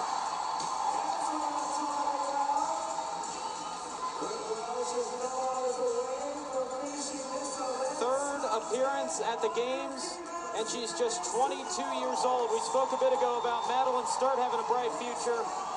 The bright future also applies to this woman, Brooke Wells, the University of Missouri student, is closing out what will be the top time through Heat 2 in event number 10. And she drops the rope again on rep number 34. She needed the crowd to count for her one more time, and she's not making this one easy to close out in this final rep. There's that last rep, and she jumps up onto the platform at 8 minutes and 45 seconds. Mackenzie Riley, she was hoping Brooke was going to miss a couple of those final reps again as she was closing back in. She was the fastest in the women's field when it comes to 17.5 at 6 minutes, 23 seconds. And how about this? At the men's weight in the Open, 95 pounds, Mackenzie Riley is in at 9:08. I think there's a lot of guys that might be hitting the gym pretty hard on Monday after this. How's your pride feeling, Chase? Hey, I'm feeling good. I'm surviving so far. I know it's 7:51. But I am not confident with the last round of athletes coming up. Joe Alvarez looks to be our next finisher. It's either going to be her or Anna Tobias on the opposite end of the floor. And it will be Margot Alvarez in at 9 minutes, 41 seconds. That'll be third in the heat, third in the event through 2 heats. Anna Tobias, pink and blue, will be our next finisher. I just don't want to jinx anybody anymore. Starting to build up on rep 34 as Tobias just crashing to the ground on the platform. That's a pretty common image when it came to 17.5, no matter what weight you had. I think it is the universal resting position in the CrossFit community. How about this recovery by Turi Helgadottir on the right? She won't catch Stacy Tovar on the left, who finishes in 5th. But it was a struggle to get to a 6th place finish in the heat for Turi. Yeah, I mean, it wasn't a smooth start. I wouldn't say anything was necessarily going wrong. 10:21 is a decent time. If you put her in the first heat, she would have got 3rd. Lauren Fisher will be our next finisher at 7th place. And she comes in at 10 minutes and 36 seconds. And that leaves 2 women on the floor. Reagan Huckabee in lane number 10 on the far left side of the screen. And Alethea Boone. And this is going to be a confidence builder for Alethea Boone. We've talked about it a lot this weekend, the torn Achilles that she had about this time in the competition 1 year ago. She was the lowest finisher when it comes to the women in the field, 17.5, because she was only about 6 months removed from that torn Achilles. The fact that she even qualified out of the Open with this event in there is a borderline, we'll say, CrossFit miracle to get there, because she wasn't even sure she could do a box jump in week 1 when we had the dumbbell snatch and box jump overs. So that is a good sign for good things to come for Alethea Boone. It's been an emotional weekend for Boone. Meanwhile, 30 seconds remains for Reagan Huckabee. She just moved into heat number 2 for the first time since day number 1. She's been mired in the back of the pack for a lot of the weekend, but she's been charging hard here on the 3rd day of competition, and she will be our last finisher in the heat at 11 minutes and 40 seconds. But we got a new top time after heat number 2, and it belongs to Brooke Wells.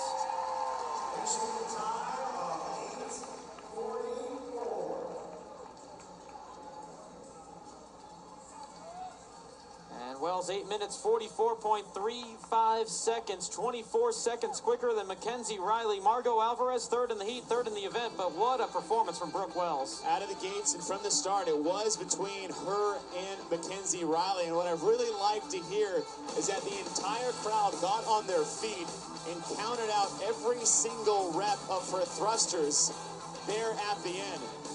The only issue is that the hardest thing that she had to do wasn't the 90 thrusters, but it was the 35th double under of the set that she had to try again twice.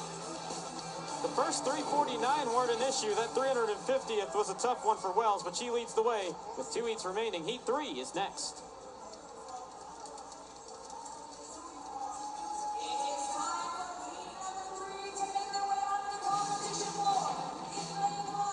Welcome back to the Alliant Energy Center, where the floor of the Coliseum is loaded up with 100 rogue barbells. So we take on heavy 17.5. Brandon Domain, Chase Ingram, and Amanda Krenz with you here in Madison, Wisconsin. 2 heats through, and Brooke Wells showed that 17.5 results can bode pretty well when it comes to heavy 17.5 as well. Heavy 17.5. What a way to close out the third day of competition here in Madison, Wisconsin. We saw it in the open, and now it's heavier. 10 rounds, 9 thrusters, 35 double unders, and the women are using the men's weight from the open this year, 95 pounds. I know I was a little surprised when I heard this one, but for the reaction of the athletes, we go to Amanda Krenz. These amazing athletes think that a lot of these tough, grueling workouts at the CrossFit Games are fun. That's how they describe them a lot of times. Their reaction backstage told me that this event, they think it's anything but fun. There are a couple of reasons for that. This workout is fresh in their minds. They just did it from the open, but now it's heavier, obviously. Also, they are starting to feel some fatigue in their bodies. This is event 10. We're through 2.5 days of competition. Their bodies are starting to wear down a little bit, especially their legs. They said there's some fatigue in their legs, and these thrusters are going to be killer on those quads, guys. Thanks, Amanda. Here in heat number 3, these 10 athletes trying to catch Brooke Wells' top time through 2 heats. And they include a couple of athletes that were in our 10 fastest through the games field when it comes to 17.5, starting with Emily Bridgers. And if we can learn from anything from the first 2 heats, that it does transfer over to a certain respect. Emily Bridgers has one of those top 10 times relative to the field here in Madison, Wisconsin. And someone that has a great first few events, your first 5 events, they were all up in the top 10. She hasn't been there in the last couple, but this is one that Chrissy Ermo can bounce back with. Heat 3 of 4 underway in event 10 as we close out night number 3 of competition at the 2017 Reebok CrossFit Games. If you want to win this event, you're going to have to go unbroken. Plain and simple. If you want to have a good time, you don't need to. But what you do need to do, regardless of what lane you're in and what your goals are, is to keep your composure. Do not come out of the gates too fast, looking left and right. Use this transition between the bars and the rope to just take a couple breaths to let yourself relax. You don't need to take a break per se. It's built in there since the bars move down the floor.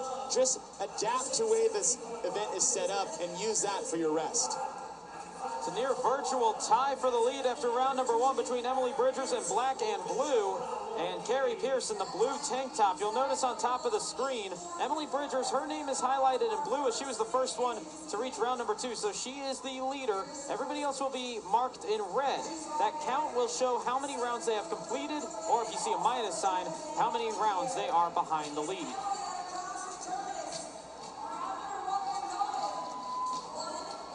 Both Bridgers in black and blue and Pierce in the blue tank top were in the top 10 relative to the games field. In 17.5, Bridgers had the 9th quickest time with a 65-pound bar at 6:46. Pierce 2 seconds quicker at 6:44. And I know it's early in this event. Both athletes right around that 45-second per round. In fact, Emily Bridgers and Pierce just got 4 seconds faster than their first round time.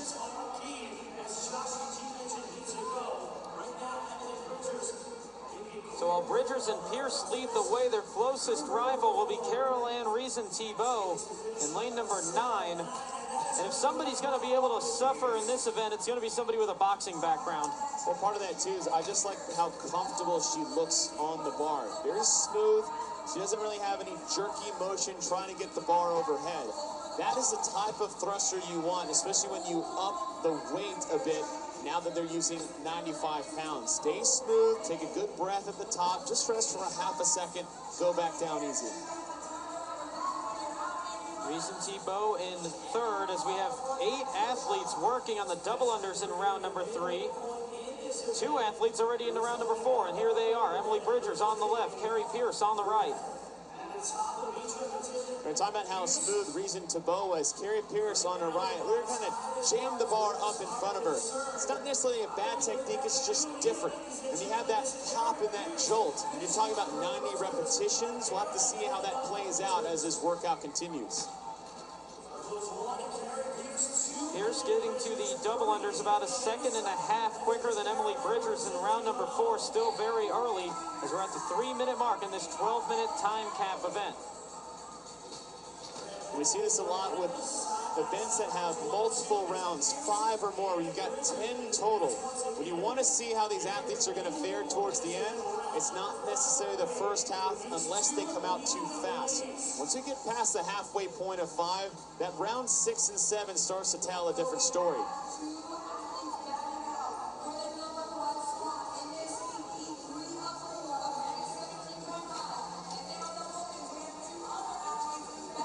Double unders in round number 5 underway for Carrie Pierce. We spoke about the Achilles issue that Alethea Boone had as she tore her Achilles 1 year ago. Carrie Pierce, late in 2016 and early in 2017, was having Achilles issues of her own with a very partial tear of her Achilles, something that she was overcoming when 17.5 rolled around in March. Pierce is still staying ahead of 2 women that are chasing her. One of those is just up to her right, Emily Bridgers, but below, all the way down in lane number 10, it is Caroline Reason Tebow who is starting to chip away at the lead just a little bit. Watch Tebow. She's at the bottom part of your screen in the yellow shorts. Look at that tempo compared to Carrie Pierce, who just dropped the bar above her. Look how smooth Tebow looks on the right side of your screen. She's not trying too hard. Look at her relative to Emily Bridgers. Emily Bridgers having to pause at the top, arms shaking a little bit. That's the pace you want to see around the 6-round mark on the right side with Reason Tebow. So if she can keep that tempo and pace, I could see her chasing down Carrie Pierce in the last round or 2. Pierce through round number 6 at 4 minutes 50.9 seconds. As Pierce first, Reason Tebow in second, but new third-place athlete is another Canadian. It's Emily Abbott. And we're looking at some of the keys to this event, especially on the men's side. We said don't be a baby, meaning when it gets tough, you're just going to have to grit your teeth and keep going. If you're going to put money on any athlete to be able to do that, Emily Abbott is definitely in your top 3. Abbott onto the bar, this in her 7th round of thrusters. She's there, as is Emily Bridgers in 4th. But Carrie Pierce has a slight lead over Caroline Reason Tebow because Pierce has just dropped that jump rope in front of the bar in front of her as she starts round number 8.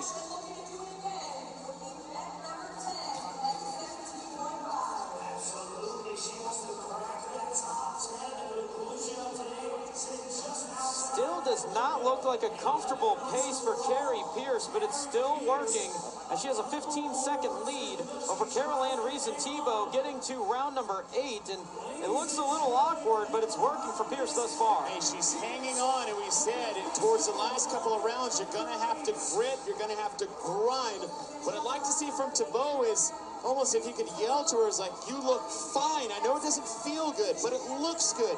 Push the pace a little bit faster than you think you can. Reason Tebow on the right, Pierce on the left. They're putting the finishing touches on round number 8 of 10.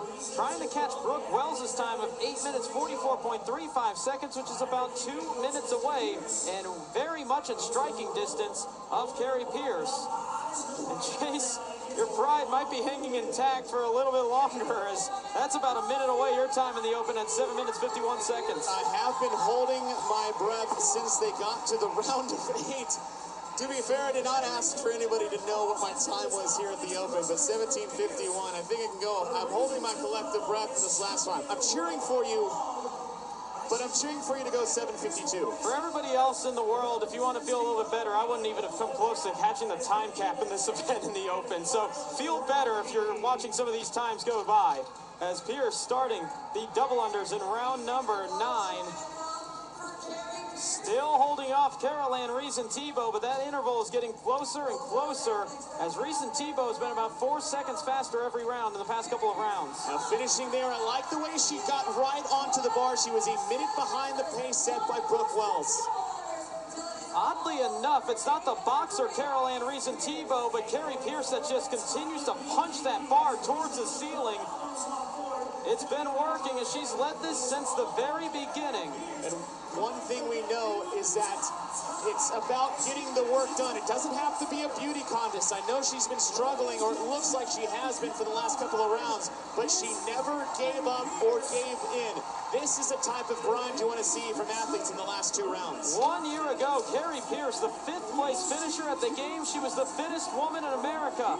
Caroline Reason-Tebow was the fittest woman in Canada. In the Battle of North America, give it to the USA. Carrie Pierce takes the heat in the new time to beat at 8 minutes, 26 seconds.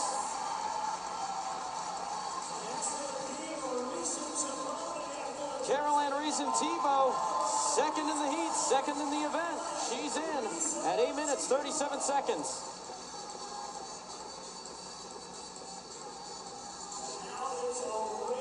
Everybody else still working on the double unders in round number 9. Actually, check that. Christy Aramo is in round number 10.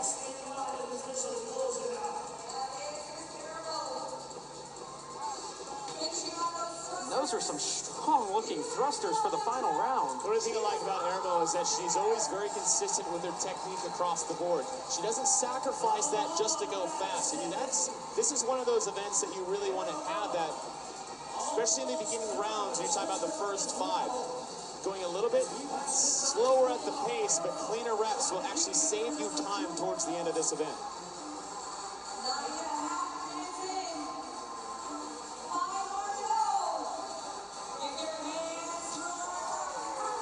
Christy Aramo, Rookie of the Year on the women's side 1 year ago, will be our 3rd place finisher here in heat number 3 at 9 minutes, 36 seconds. Emily Abbott putting the finishing touches on round number 10, as is Alessandra Pacelli and China Cho. It's going to be close on this battle for 4th. Pacelli in the green shorts will make her way up onto the platform in 4th. Abbott in 5th. China Cho on the near side of the screen in 6th. And Emily Bridgers was holding steady with Carrie Pierce for the first 3 or 4 rounds, but she finds herself holding on to 7th place in the heat. The thrusters just got heavy towards the end. This is 10 events so far after 3 days of competition, so they're not going to be quite as fresh when they're going through this, especially when you throw 30 more pounds on the bar. Battle for position. This for 8th and 9th. Bethany Branham on the left, Danny Moran on the right. And give it to the game's rookie, Bethany Branham, 8th place in the heat. Danny Horan has been savoring this appearance in the games. First time we've seen her compete since 2014. As she finishes this in 9th place, 10 minutes, 50 seconds, as we're 1 minute away from the time cap, and Whitney Yulin is all by herself on the floor here at the Coliseum.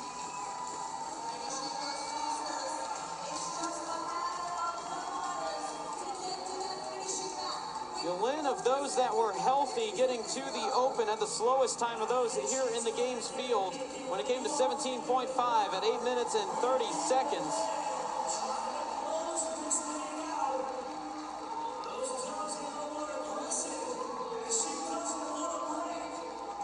Yulin fighting for every single one of those 35 double unders, and she will beat the time cap at 11 minutes and 31 seconds.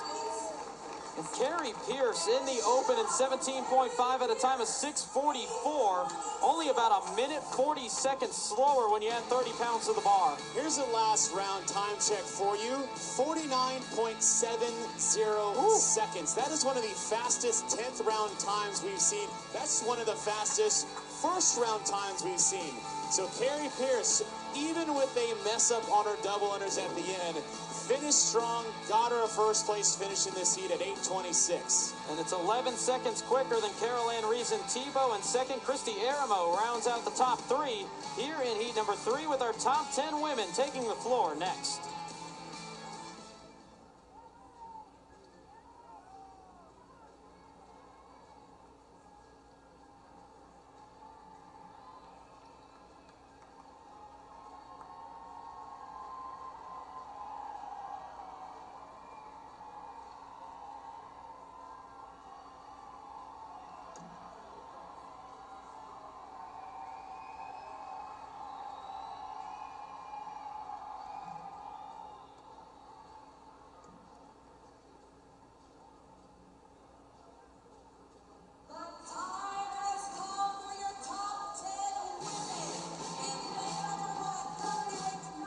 looks like a road yard sale on the floor of the Coliseum at the Alliant Energy Center because 100 barbells are laid out on the floor for women's event number 10 in heat 4 of 4 in the midst of one of the wildest points races we've seen in games history. Tia Claire Toomey, the current points leader, by 20 points over Cara Webb, Annie Thorisdottir, and Sarah Sigmundsdottir at 672. 2 points behind them is Tennille Reed, who entered the last event in the points lead. She's now in 5th. All right, boys, put your cards on the table, flip them over. I want to know what your times were from the open at 17.5. Man to man, we can have an honest conversation. Beauty of CrossFit, it doesn't matter. Big, small, man or woman. They're going for your time today, and guess what? It's gonna get beat. You're doing 17.5 in the men's weight this time. Get ready. And Amanda Krenz has an update on what the reaction was when it came to this event announcement. Oftentimes, the fittest athletes in the world say that even the toughest, most grueling workouts are fun. They actually call them fun. But a couple athletes, right after the announcement of this event, said this event is anything but fun. It's going to be grueling. One female athlete even called it gross. One of the reasons is because this workout is fresh in their minds after they did it in the open, and now it's heavier. Also, many of them are feeling the fatigue from all the events they have done so far in the games. They know they're going to have to break up these thrusters. Just one more thing for them to think about, guys. Top 10 women in the point standings coming into event number 10. And somebody that's having a resurgence of a year here in 2017 is in lane number 4, the two-time champ, Annie Thorisdottir. Well, she's had a tough couple of years, having a withdrawal in 2015, not qualifying where she wanted to in 2016. She is sitting back into a podium position in 3rd place, trying to chase down both Tia Claire Toomey and Cara Webb.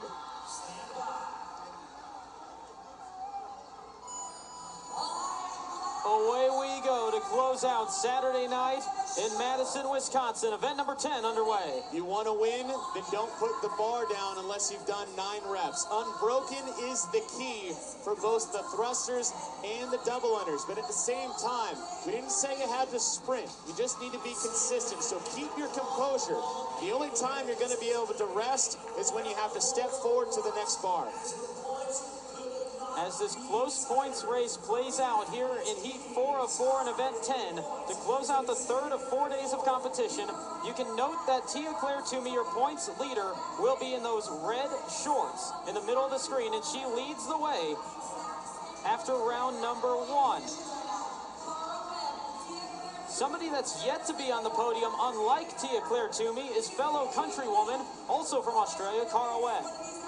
And we're looking at the leaderboard. There's a 3-way points tie between her, Annie Thorisdottir, and Sarah Sigmundsdottir.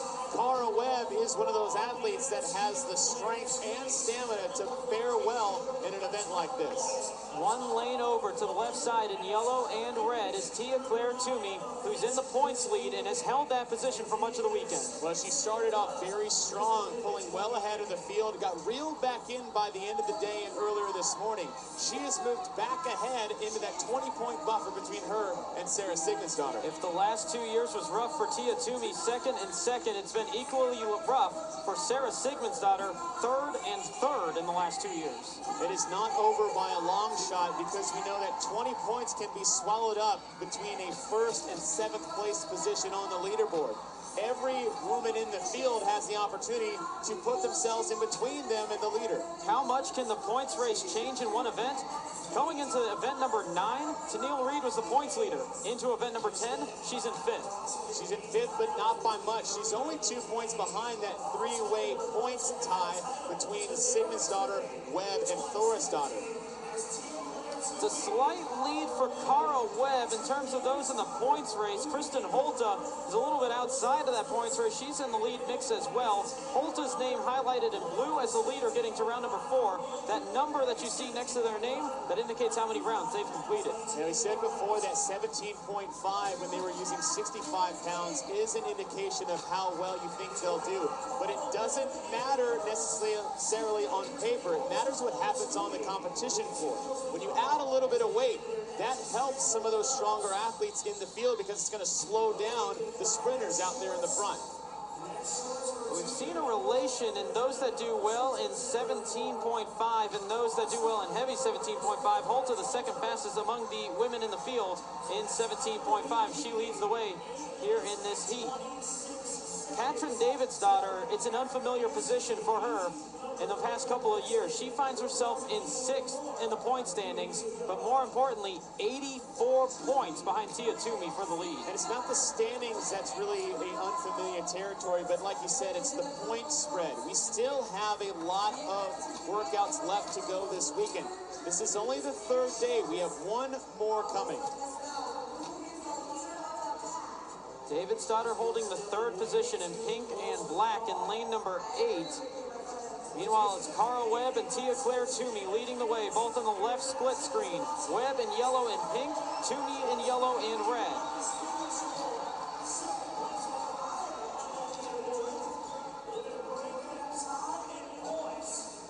Webb leading Toomey by about a rep. If it holds like this, Cara Webb would go from 20 points down to 14 points down.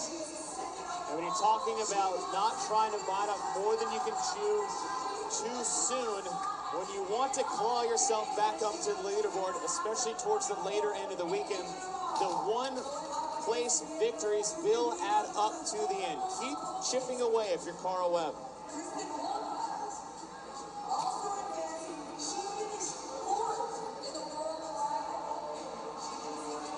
On the right side has missed twice in her set of 35, and that put Toomey just ahead of her.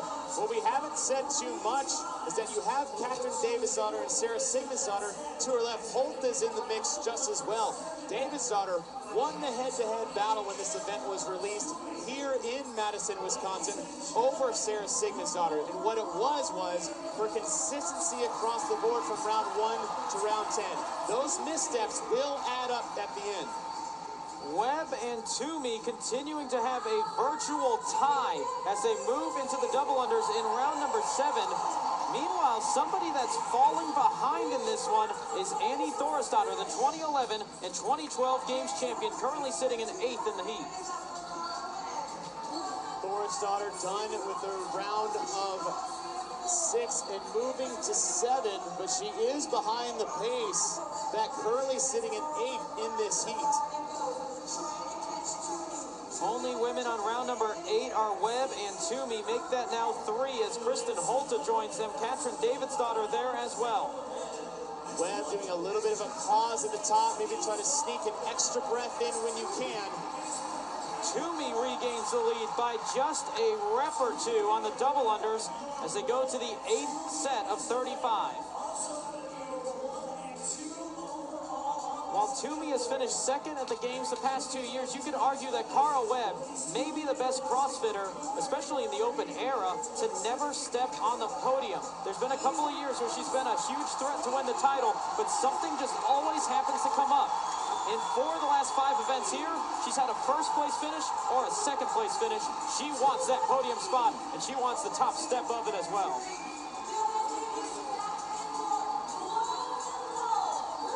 2 minutes until the time to beat of 8 minutes, 26.29 seconds set by Carrie Pierce. 1 round to go. Webb and Toomey are both under that pace.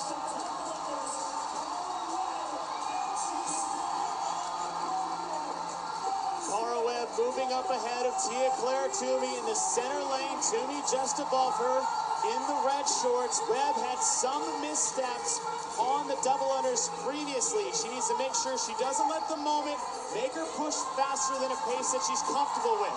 When it's this close, it's about staying smooth and unbroken on the double unders. 7 minutes in, Cara Webb starts round number 10. It's a 6-second lead over the points leader and fellow Australian Tia Claire Toomey. Webb slowing on the thrusters. Look at the rate of the reps of Tia Claire Toomey on the left. Toomey's looking strong here at the end. Look at the arms of Cara Webb trying to lock those reps out. And here we go. The only 2 women in the field this weekend to have multiple event wins. 2 wins for Webb, 2 wins for Toomey. One of them is going to get their 3rd. Webb has about a 6-second lead over Tia Claire Toomey, who slowed late on her final set of the thrusters. Can Cara Webb hang on without making the mistake? There's a break in the set of 35 double unders. When the judge's hand goes up, it'll be 5 reps remaining. Cara Webb has that. The judge's hand is down, and it's a third event win of the weekend for Cara Webb. Tia Claire Toomey won't get the win, but it's just as good for her as that 20-point lead will keep her in that #1 spot by 14 points over Webb. But what Webb has done is she's broken that points tie on the leaderboard between her, Thorisdottir, and Sigmundsdottir. Kristen Holt is going to play a bit of a spoiler role. She came into this event 8th in the point standings, but going to create a gap between the top 5, separated by just 22 points. Sam Briggs will be doing the same. She entered this event in 9th. She'll be 4th in the heat. And that'll be good for 5th in the event, so keep in mind some times from prior heats are going to play a role as well. This is big for Katrin Davidsdottir to try to gain some ground to get back on the podium position battle. Like I said, it's not necessarily about how many points you can make up as long as you're making up points. What she's going to have to do is start taking some chances going into the final day if she wants to get back into podium contention. Davidsdottir finishing 5th in the heat, 8th in the event. Sarah Sigmundsdottir, she's trying to hold off Jamie Green and will do so. Sigmundsdottir in 6th. And 9 minutes, 8 seconds, good for a top 10 finish. Jamie Green will be our next finisher. She's ahead of Annie Thorisdottir, who just now started her 10th round of double unders. And there's more points that will go between Tia Claire Toomey in the points lead, Annie Thorisdottir, and Tennille Reed. Thorisdottir closing it out. She'll be 8th place in the heat. More importantly, she'll be 13th place in the event. We just had an international tidal wave just wash over the 2 Americans in this final heat. Cassidy Lance McWhorter, she's going to add a few more points in this points race because the last athlete left on the floor for the 2nd consecutive event is Tennille Reed Burline. Well, if you look at the Open, this wasn't going to be her event. She has the 36th slowest time of the athletes in this field. So, you know, no surprise to see that she did everything she could possibly do out there for this event. 22nd in the event for Tennille Reed Burline. 1st in the event for who might have the most momentum out of any woman in the competition right now, Cara Webb. And we're looking at round 10, the final thrusters. Cara had a little bit of a misstep. Look at her arms shaking on the sides. This is the same scene we've been watching for the first 9 rounds since they started this event. Cara Webb got to the rope. She did have one mess up to the end, and we weren't sure if that was going to open up the door for Toomey, who's on the left. But she had enough lead coming out of the final set of thrusters and got herself another event win this weekend. 3rd of the weekend, 6th of her career for Cara Webb, who is fighting to get on the podium for the very first time as she takes event number 10 at 7 minutes, 53.82 seconds, and she's with Amanda Krenz. Cara, what did you think when you heard that this was going to be the final event of the day? First instinct, I loved it because it's CrossFit and it's just badass. Yeah. Second instinct was, that's gonna fucking hurt real bad. I'm gonna go real hard. Yeah, and I did that. What was it like to have Tia right beside you, chasing you down the whole time? Or you chasing her too? Oh damn, that girl gets me moving, hey. Yeah, 2 Aussie chickies, like, it is so cool having Aussie chickies up the top. Like, I can't tell you how awesome it is. And man, she keeps me on my toes, and I'm really grateful for it because it makes me get more uncomfortable than I'd like to. It's been such a pleasure watching you compete in the CrossFit Games. What do you think about your chances now going into the final day of getting on that podium? I think this is the best chance I've ever had.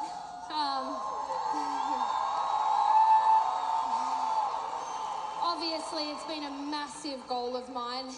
It's not my absolutely everything that defines me, but man, I've been working my ass off, and in the last 12 months, I did whatever I needed to do to try something different, to see if I could get that little bit closer. And I'm so stoked with the choices I've made, and time will tell, but at the moment, I'm just having a wicked time. Well, good luck. Thank you. It just feels like a different Carl Webb this year, and she will find herself in second place going into the final day of competition, 14 points behind Tia-Clair Toomey. And for the first time, really all competition long, we got a little bit of separation in the points leaderboard as day number 3 comes to a close here in Madison, Wisconsin. There is only one day left in one of the wildest